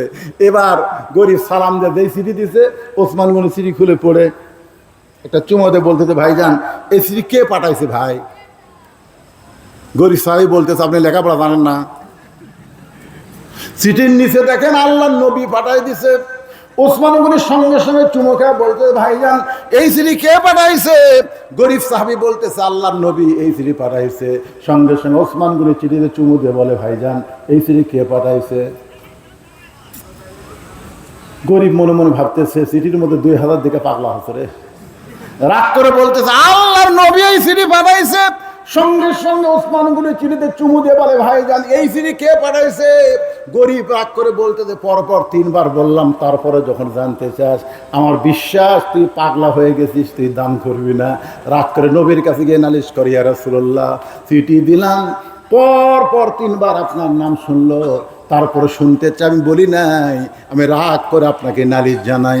রাসূল কান্দার বলে, আল্লাহ আমার ওসমান তো এমন হওয়ার কথা ছিল না, আমার ওসমান তো এমন হওয়ার কথা ছিল না। এই কথা যেই মাত্র নবী বলতেছে আল্লাহকে, সঙ্গে সঙ্গে ওসমান গনি 1 টোপলা টাকা নিয়ে নবীর সামনে হাজির। আল্লাহ নবী বলে, ওসমান এই গরিবকে তুমি 2000 টাকা দান করবা। 2000 টাকা দান না করে 1 টোপলা টাকা নিয়ে কেন আইসা? ওসমান গনি বলতে, হুজুর আমি নিয়ত করেছিলাম চিঠি পাওয়ার সঙ্গে সঙ্গে আমার ভাইকে 2000 টাকা দিব, আর যতবার আপনার নাম বলবে ততবার 2000 টাকা করে আমি বাড়াই দিব। আমি নিয়ত করেছিলাম যতবার আপনার নাম বলবে ততবার 2000 করে বাড়াই দিব। এ পর্যন্ত 3বার আপনার নাম বলেছে। 3বার নাম বলার কারণে 6000, আর চিঠির কারণে 2000। এই 8000 টাকার টোপলা নিয়ে আপনার সামনে আইছি। আপনার পবিত্র হাত দিয়ে গরিব ভাইকে আপনি দিয়া দেন। আল্লাহ নবী কান্দের বলে, আল্লাহ যে ওসমান আমার নাম শোনার সঙ্গে সঙ্গে 2000 টাকা বাড়ায় দেয়, আমি গরিব নবী ওসমানকে কি দিব? আল্লাহ বলতেছে, ইয়া রাসূলুল্লাহ আপনি কিছু দিবার না পারলে কি হবে, আমি আল্লাহ আমার গানি ডিগ্রি ওসমানকে দিয়া দিলাম। আপনারা বলেন তো, আল্লাহ রাস্তায় দান করলে কমে না বাড়ে? জোরে কোন কমে না বাড়ে? সব কাটলে কমে, কিন্তু পুকুর কাটলে কি হয়? জোরে কোন পুকুর কাটলে কি হয়? দান করলে পুকুরের মতন যত দান করবেন তত বাড়বে। ওসমান গনি আর রাখালের কথা আমি রাইখা এসে আপনাদের সামনে ওসমান গনি কেমনে হলো এইটা বলার পেছনে কারণ হলো, এই আনসিজনে একটা মাহফিল করেছে ছেলেরা। এই ছেলেরা মাহফিল করে ধরা খাইছে। ভাইজান আমার জামাই আদায় করেছে, আদায়টা তেমন হয় নাই।